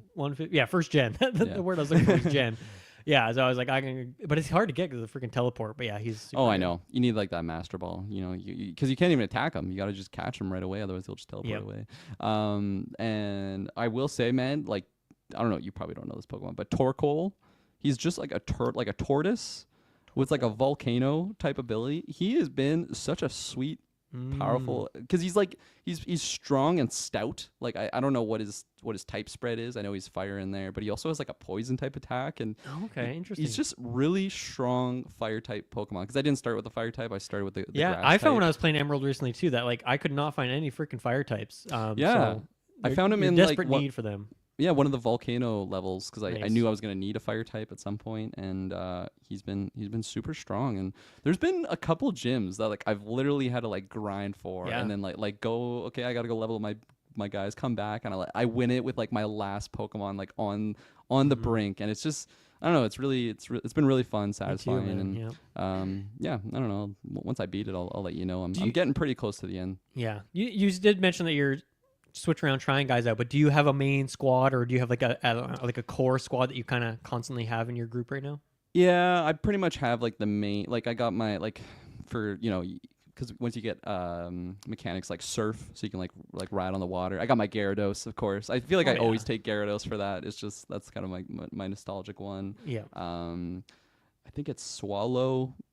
Terrible name, but Well, that's it's like bird, it's right? one of the birds one. Yeah, it's like Yeah. my fly type, and Tallow I think is like the first evolution of them. Okay, and yeah. becomes Swallow, and I usually always have like a bird type Pokemon in all my runs, so I got that, and then like my starter grass type, I think it's Trico is like the first evolution. Right, I don't remember. Trico. Yeah. I don't. It's like Snivel or something like it's Okay, a yeah. weird name in the third evolution, but that's been like my starter type. And then what else do I got in there? I have my Torkoal, like I mentioned. I was rocking what's his name, Geodude for a long time too. Oh, Just yeah. have like a good like rock type and really effective when you get to the electric type battle. And I think the last one I did was fighting type, and just like psychic is so strong against that. So Right, yeah. using my Kadabra in there was really Nice. powerful. And yeah, it's been a nice spread. I'm not really swapping them out of like my main. I think I like swap out like the 6 slot like Right, quite often okay, yeah. just to fill that. But like my main crew, The bench warmer slot. Yeah. yeah, exactly. I'm pretty satisfied with it right now, and yeah, no, it's been lots of fun. So I'm glad that it's scratching that Pokemon itch a while ago when I Nice. was on here. I said I was getting that itch, and it's been Yeah, great. I haven't picked that up in a little bit. I should probably get back to it. I forget where I got to. Not definitely less hours than you have currently, but yeah, I should jump back in there because it was a good time. Yeah, absolutely. Yeah. And then the other big one I wanted to mention here, we brought this up many times on Sidequest, is Cult of the Lamb. Now, we did a nice review a long time ago, and then kind of got reinvigorated on the PlayStation because Shay and I were able to play it together on the co-op DLC thing that they had added. And this game is just so fucking fun, man. I'm kind of like torn because it feels like a perfect game to me until you're like, okay, it's got some buggy issues with it. It's got some weird glitches. It's not like the most like polished in that sense. Every single time that you interact with certain things in the base, it just like freezes the game for like 10 seconds and then it brings it up and it's like, Right, okay, I I'm remember used that, to it yeah. now. I'm used to it now, but it's still like very annoying. Pretty consistent. Like I'd say like, what's a good like ratio? Let's say like 4 out of 7 times when we're like finishing a crusade, it'll just like do an endless load screen. You just have to close the game and bring up like that. That's Oh my not a God. great ratio. That like sucks, that's yeah. yeah. And because we love the game so much, we just kind of deal with it. It's like, okay, close the game. And fortunately, unlike your metal, what was it? Was it Metal Slug tactic where Yeah. it was just like game breaking? You want to put it down. It actually saves at the end of the crusade. Nice. So I'm not losing anything. It's just kind of annoying. Yeah. So you get everything from your run. If it like actually ended the crusade and we didn't get any of the like it didn't count as a finish for the crusade, we probably would have put the game down all a long time ago because the combat can get pretty freaking challenging with just it's just a challenging game, but later on like there's just so many things going on in the levels, and Shay and I have gotten quite good at the game. Like I feel like we're just so much better at like plowing through the crusades. You also unlock just a lot better Yeah. things to tackle them in, but yeah, no, I just want to bring it up because we beat the game for the first time. You get like the 4 heretics or whatever the hell they're called. You defeat them, and then you roll credits, and then after that, it's like you basically have to go through them all again. There's like another character that you interact with, and it's like the end game type content. And once we Okay. like went through all the areas again and finished all those tasks, it actually rolled credits again for us. So it's like, okay, now we beat like I guess like the second portion of the game. But there's still so much stuff for us to unlock where it's like, man, this Interesting. game has like serious end game content now. So like I think all we can really do is some side quests for like characters that we haven't really finished those quests on. And then I believe this came out with the co-op DLC, but it's called like Purgatory. And it's just like endless runs that you can do. Like the crusades will just never end. And then once you Like a can kind of wave-based choose. situation? No, like you just keep going through like, okay, you finish this room, now you go to the next room. And then Yeah. you go through this room and you go through and then you go to the next room. And then you Okay. just like keep going like infinitely. You can choose to go back because if you die, you'll lose like a portion of your Oh, the resources. risk reward. Okay, gotcha. Yeah, so there's risk reward aspect to it and it gets more challenging. We haven't dabbled in it too much because we were just focusing on I guess it's kind of like a new game plus sort of aspect, because like you're going through the same areas, tackling like similar bosses. Yeah, so But is your it just gets base harder the and same harder. on this New Game Plus, or are you resetting Yep. from scratch? Okay. Yeah, no, it's Man, is your it's map the not same. like completely full at this point? Can you still build new things? I should take a photo and show you. It's pretty impressive. No wonder there's like a a bunch of lag whenever you go back there. Yeah. the base is looking really really good right now. Like it's in. Okay. You probably remember this too. Like early portions of the game, it's so overwhelming. Like trying to keep up with everything that you have to do. Yeah. Like it just seems like the faith is always so low because you get back from a crusade and if you lose the crusade it goes low and Yeah. then people are like dying of sickness and you have to like figure out how to do all these things and until you really get your There's base shit like everywhere. up and Yeah. shit everywhere until you really get it up and running and give people tasks and have people to do those tasks. It's just really overwhelming to like try and like stay afloat where you just feel like you're always drowning. Now yeah, it's pretty awesome. It's pretty awesome how we have it. Like I Nice. think we have like we're on day like 158 I think of Wow, the nice. calendar, and I think we have consistently like 30 or so followers. I say consistently because they age and die. Yep. So it's just like constantly people dying and then you get like different rituals to bring them back, but you're also just always getting new ones. So we've just been addicted to the gameplay loop. We love this game. We love the just like the city building aspect of it, customizing the little people. You get like different outfits for them now. Oh, cool. And when you beat the game like the first time, it unlocks like, I don't know if you interact with this mechanic, but like the Sin, do you remember that at all? I'm pretty I sure think that was a DLC thing. Yeah, so I think that came out with like the Lamb DLC or Okay, yeah. the Goat The DLC, which co-op was the stuff. co-op thing. Right. Yeah, I Really never- cool never did that mechanic stuff. again. That like, it just adds a lot to it. So Question Yeah. on the management side, because I remember one issue I had was like it was fun managing the town in terms of like, okay, this guy maintains this thing, this guy's a janitor, this guy whatever doing that thing or the other thing. But there wasn't like a menu that helped figure out who was doing what. So you just had to like go talk to someone and be like, okay, this guy does Yeah. that job. And so like reassigning people was kind of mess. Have they improved or changed that? Is it like any better? Because I feel like that, especially when you're getting more and more stuff like you have now, Yeah. the management side of things could get really messy trying to figure out who's doing what and if you have enough people doing each task. Yeah, definitely not. Like they don't have like a bar showing that. I find a lot of the time it's not really an issue. Like if like when we get a new recruit, you like indoctrinate them and then you give them a task. But like most of the time I just like send them wherever, and it seems like whenever there's something that's like not being done by someone, they just automatically start doing it. Okay. So I don't Nice. feel like I have to necessarily min-max it in that sense. Like you probably remember, like you have to feed people. Now I have like a kitchen where like I have a guy just making food for people, so I don't have to do that. I have like people farming my crops. I have janitors, so they're cleaning up the shit for me. Yeah. I have a shit ton of people just praying nonstop. I have people mining. I have people getting lumber in our lumber mine. Like it's just it's so like working on its own. If people die, I have people that collect the corpses and put them in our morgue. Like Right. it's really autonomous now, which is fantastic. And for a long portion it wasn't like that. Like we'd get back and people are dying, people are sick, people are shitting everywhere, and we don't want people doing it. So then it was great having two players, right? Because it's like, okay, Shay's doing the crops while I'm trying to like clean up the place. Yes, and like yeah. just get things going, and we just got a nice system going. And now that it's really autonomous, it I don't know, we just feel like satisfied. It's okay, That's nice, so like cool. our kingdom here. They've and- added so much to the game. That's pretty awesome to hear about. yeah, and there's another DLC that I don't even have. I thought I had it, but it's some sort of crusade thing that they added, and I think Okay. there's another type building thing that you can get in there. I probably won't get it. I don't know. I like there's still so much for us to do. We are going to keep playing it. Once I'm done here, I'm probably going to be booting up there with Shay right now. But this game for us, I think would have been a 10 out of 10 if it wasn't for the glitches and stuff. And because we love it so much, like we are able to look past it, but it's just annoying when it's like, okay, we survived the crusade, and then it's just like loading forever.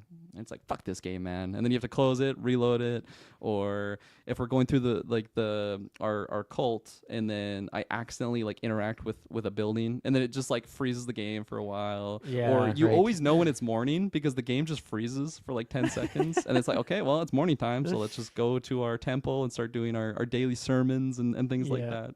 We've learned how to work around, like play around it, but definitely I would have to dock marks. Because I remember, I think it was way worse on the Switch of just like FPS lag and stuff like that. I don't really get FPS lag. It's mostly just everyone. So yeah, it'll just be like glitchy and laggy. And we've never been like in the middle of gameplay and it just like crashes, which is nice. But it's just like loading back to the base. And I don't really remember having like the infinite load, so I'm curious if it maybe is like a co-op bug.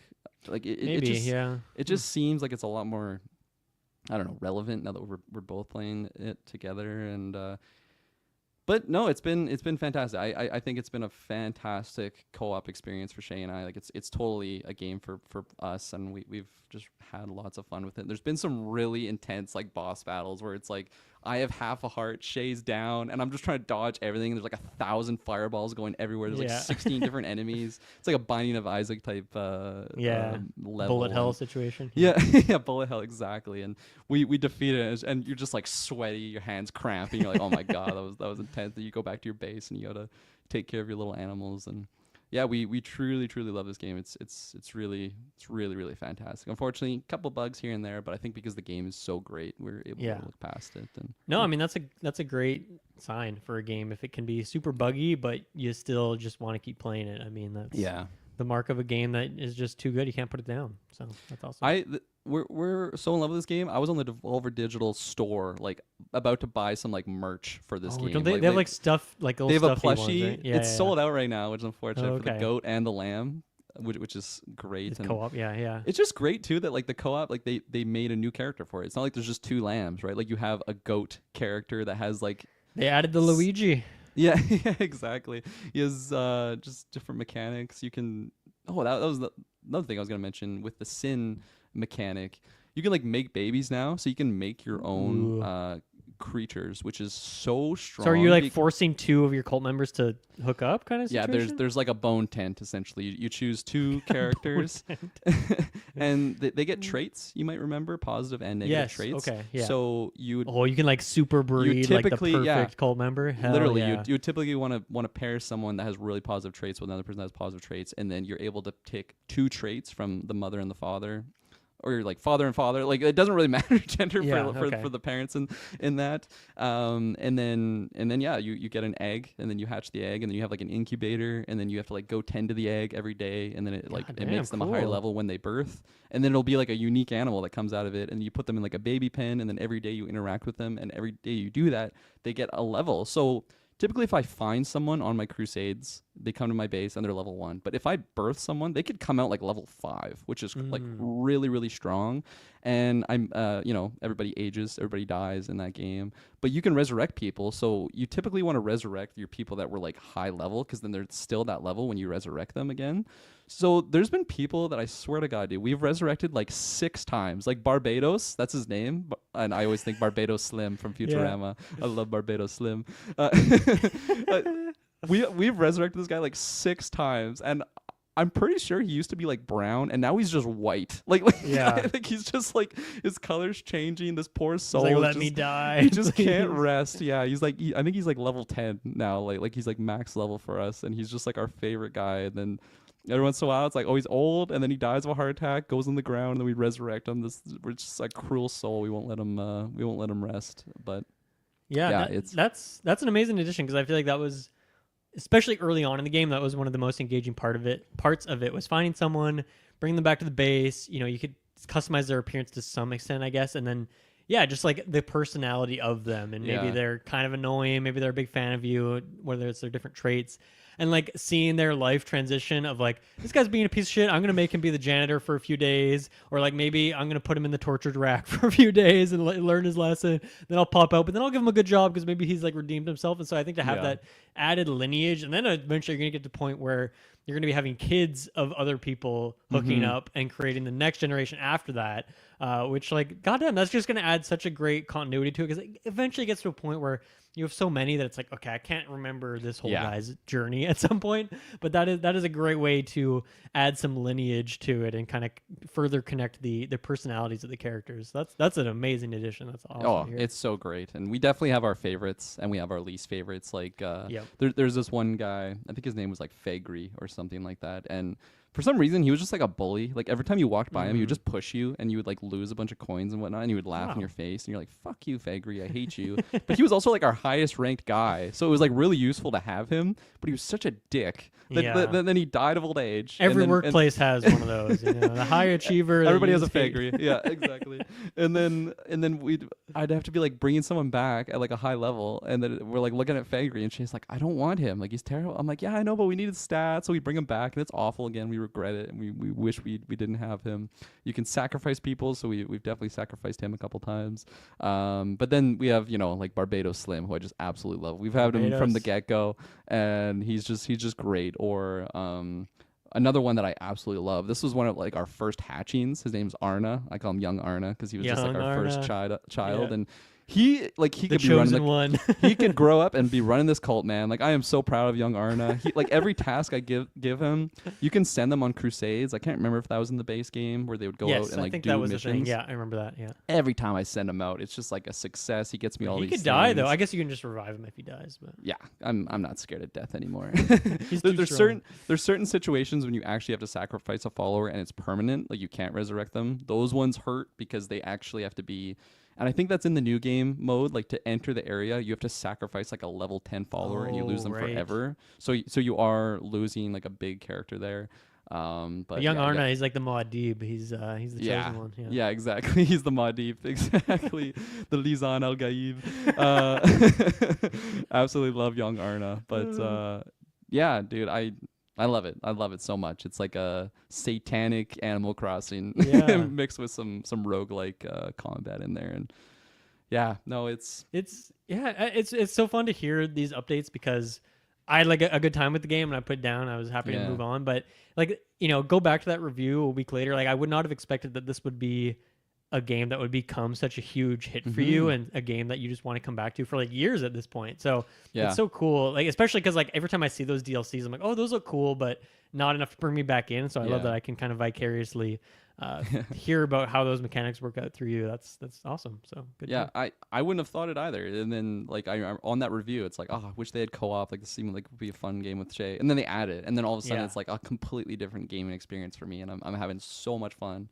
You know, minus some, you should some check out the glitches. co-op thing on Sea of Stars with Shay, and that'll help you motivate you to finish that. Yeah, I should. I'll have to buy it again because they took it off the PlayStation catalog. Oh, right. Yes. But yeah, I got many things to get through. Yeah. Cool. Any other shout-outs, or was that all for the day? I got some like minor ones, but I'm okay with that. I'm satisfied with it. Got back to Marvel Snap again. I haven't played that in a long time. Took a little bit of a hiatus from it. I think I just kind of overdid it in like the last Battle Pass I was on. I was just really grinding, and then I hadn't played for like a month. Got back into it, and I just got some nice new car. I finally got Arnim Zola. I feel like that's a car that's just been eluding me forever. I can't remember that's what the my cycle with series Snap, where you play it and you love it, and then you realize at some point that you're playing it just to unlock things, and you're not even playing it for fun anymore. And then you're like, okay, gotta take a step back. I did the same thing. I didn't play in the Venom season at all, which was last season. And I still haven't booted up, so it's been about a month and a half for me, and I think I'm fine for that. I need to come back at some point, maybe when they add some new modes or something.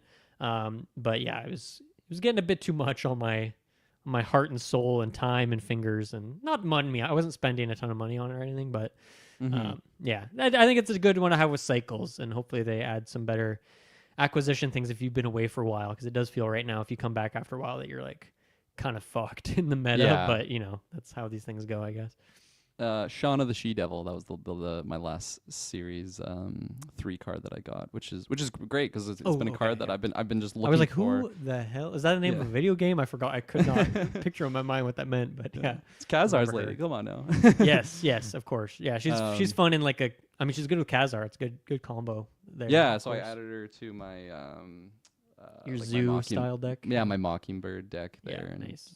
It's been lots of fun, and because I didn't play for like 2 seasons or whatever it was, you like drop your level like every time. But I'm like literally level like 10 or something. Like my ranking. Right, because every season you drop 30, I guess. So you so I'm like rank 10, which is great because it's really easy for me to climb. It, yeah. But it's a bit of a grind to get back to kind of where I was. I was never like at infinite or anything like that. One day I'll get there, but someday, yeah. No, it's nice. Yeah, just a good game to not be fully done with.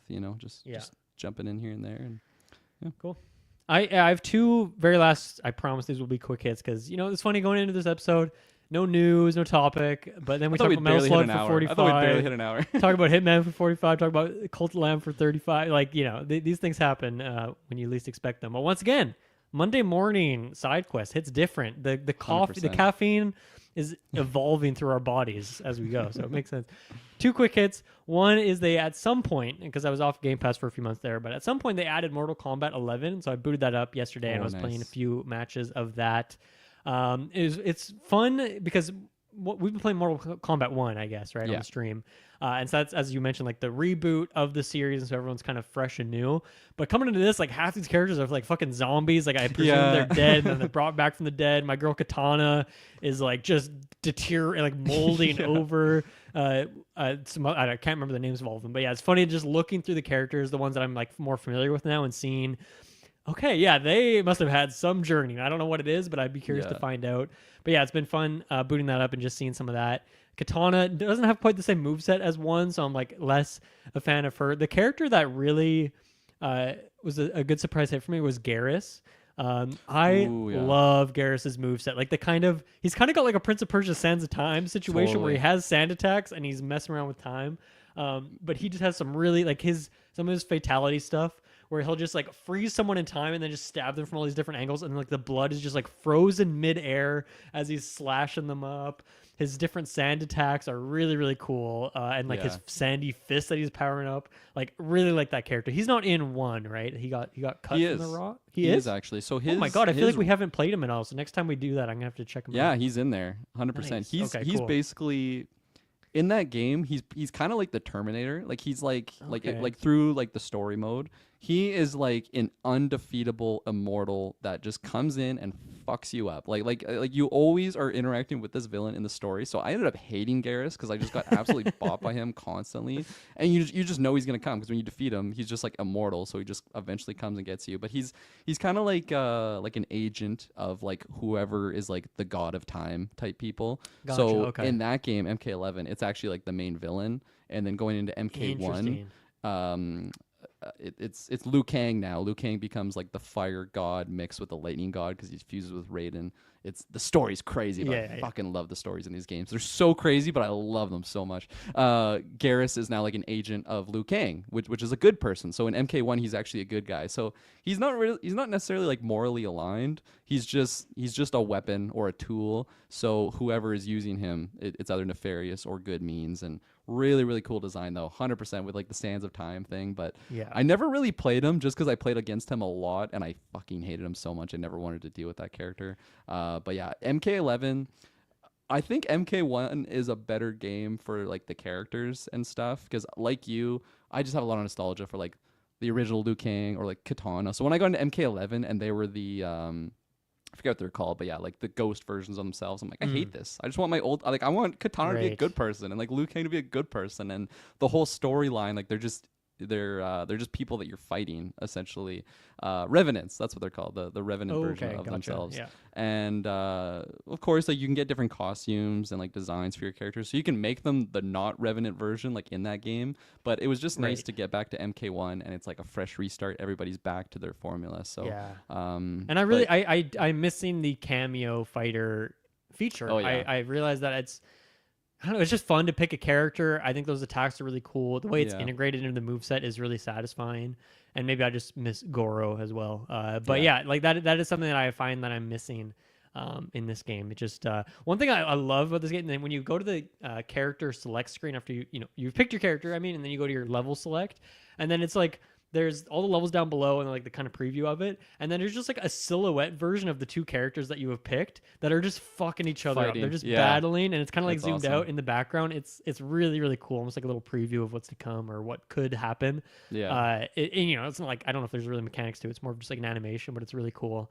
And then the other character is I think her name is Devora, like the bug. Oh yeah. The bug lady, because I remember being at Evo, like the fighting game tournament, years and years ago, and I don't really know any of these other fighting games. I'm there for Smash, right? But I remember like getting so invested in Mortal Kombat. It was just so fun to watch. And I remember some player just popping off with Devora, and I just loved that moveset. And so that was one of the first ones I gravitated towards when I was booting up the game yesterday. And yeah, her moveset is really fun and weird, and she's Yeah. creepy and gross. And it's funny because I don't know anything about the story other than like what you've told me, which is like little fragments.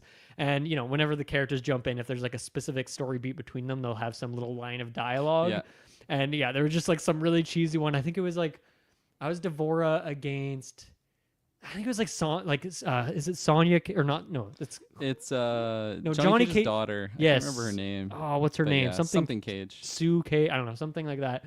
And they had like some funny little beef where she's like, "Oh, last time I saw you, you said I'd be a bug on the windshield, but I'm gonna break through that windshield." And it was like the cheesiest thing, but it was so funny.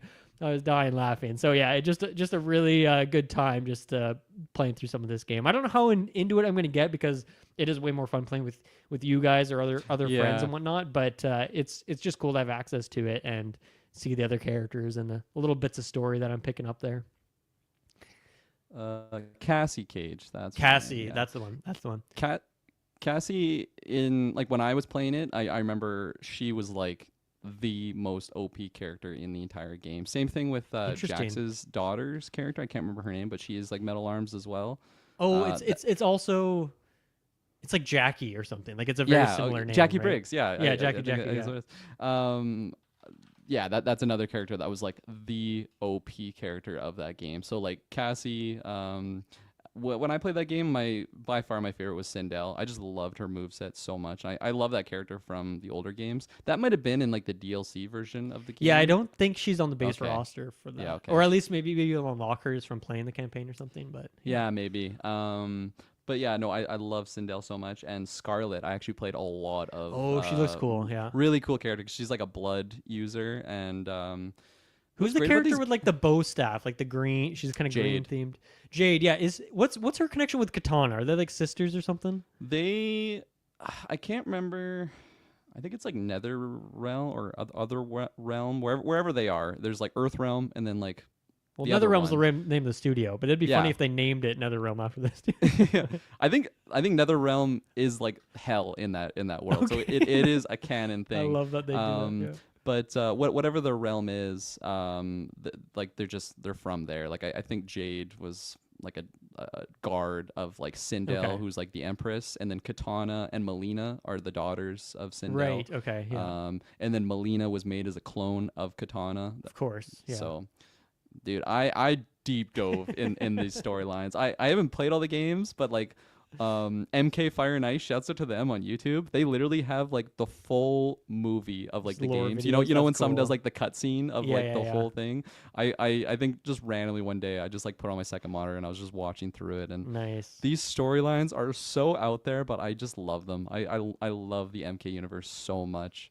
But I'm really glad that you jumped in there, and that I hope it's just a thing. Like every time we're together on streams, we're always booting up some MK. I hope it's, so. It's good. Yeah, I definitely want to get better at it and Yeah. try out more characters and all that. And then yeah, my last game shout out here for the day is do you remember, Kirkland, a couple months ago I talked to you about Sniper Elite 2. I Yep. played through that game. And then in that we talked about Zombie Army as like that spin-off Yeah. series from Sniper Elite. Well, I jumped into Zombie Army 4, which is on Game Pass, and I've played through some of that. It's interesting. So I played like, I don't know, I think 3 missions or something like that. And it's funny just seeing like, okay, where the line is between like this being a spin-off of Sniper Elite and where it's just its own thing. Gameplay wise, it feels very similar in terms of like the combat, and like you always have a sniper rifle with you. It's got like the slow motion shots and all that, the craziness. But I feel like this is even more arcadey and crazy, whereas Sniper Elite's like trying to be a bit more grounded. It's very silly with the slow mo shots and this whooshing sound as you bust open someone's ball sack or something like that. But like this game is even crazier, where there's just like there's like a combo meter on the side where numbers are constantly popping off and climbing, and it's like an arcade game in terms of how savage it is, with just like particle effects and things popping off all over the place. And obviously because of the zombie part of it, rather than it being like pseudo stealth game, pseudo action, it seems like so far it's like full on into the action side of it, where you're just ripping zombies apart, getting multi kills, one sniper shot going through multiple zombies, hitting an explosive barrel, killing like 6 of them at the same time. So it's very over the top, very grotesque, very intense. But it is, it is a fun thing as like just a mindless shooter. But here's the theme of the episode today. I got to the end of this most recent mission I was on, which is one where there is a boat that you're going around, and then the boat will stop. You got to go off, move this bridge, turn the power on. The end of this mission, or I think I'm near the end of the mission, fucking game is bugged out at this certain point where I can't leave. I leave the boat, the game like visually bugs out, and then I just reload back on the boat, and then maybe I'll fall through the map. And I tried everything. I tried to crouch, go prone, go this, close the game, load my save, go back a save or two, and the game is just freaking bugged here. And again, I'm just like, I'm liking this game, but it's not nearly as fun to me as like a Sniper Elite is. I much prefer that series. And so I'm not even gonna, I could probably restart the mission from the beginning and do it, but it's like I've already spent 45 minutes to get to this point in this mission.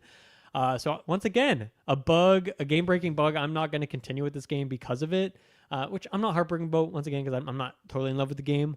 But just once again, really shitty. I've had some bad luck with bugs recently. And this is like an old game. This game came out like years and years and years ago. So it's too bad that a game-breaking bug exists like this in there. But yeah, it's interesting. Like, I don't think I'm compelled enough to want to go back and check out the older games in the series. I think I just really want to keep playing more of the Sniper Elite games, considering I even own a couple ones that I haven't booted up yet. So I think I'm going to continue with that. And the funny thing I just had to mention is like, so once again, this game has the slow-mo bullet going through. You're seeing it go through the body and break some bones. But since you're shooting zombies, their lungs and heart are just like nasty, cancerous green sacks of the most disgusting ooze you've ever seen. And it's really gross. Your bullets going through and you're seeing their body parts explode and their bones shatter, all this nasty juice flying over the place. So it is very gross and nasty, but there you go. Finally checked out some Zombie Army and realized that, it's not for me, but it's cool that it exists for someone. I do think this in a very Left 4 Dead-y kind of way, this game, as well as Sniper Elite, have co-op in there, but I've always played them as single-player games. I think this one would be much more fun playing in co-op, whereas Sniper Elite, I'm cool for that to be a single-player game for me and that kind of pseudo-Hitman sort of play style. But yeah, this I think would be a lot more fun to have. Like, you can have up to 4 friends there going through crushing zombies in a very Left 4 Dead-y sort of way. You probably mentioned it, but I had no idea Sniper Elite even had co-op function. That's pretty interesting. Yeah, I don't seems think like not did. the game that would be necessary for it.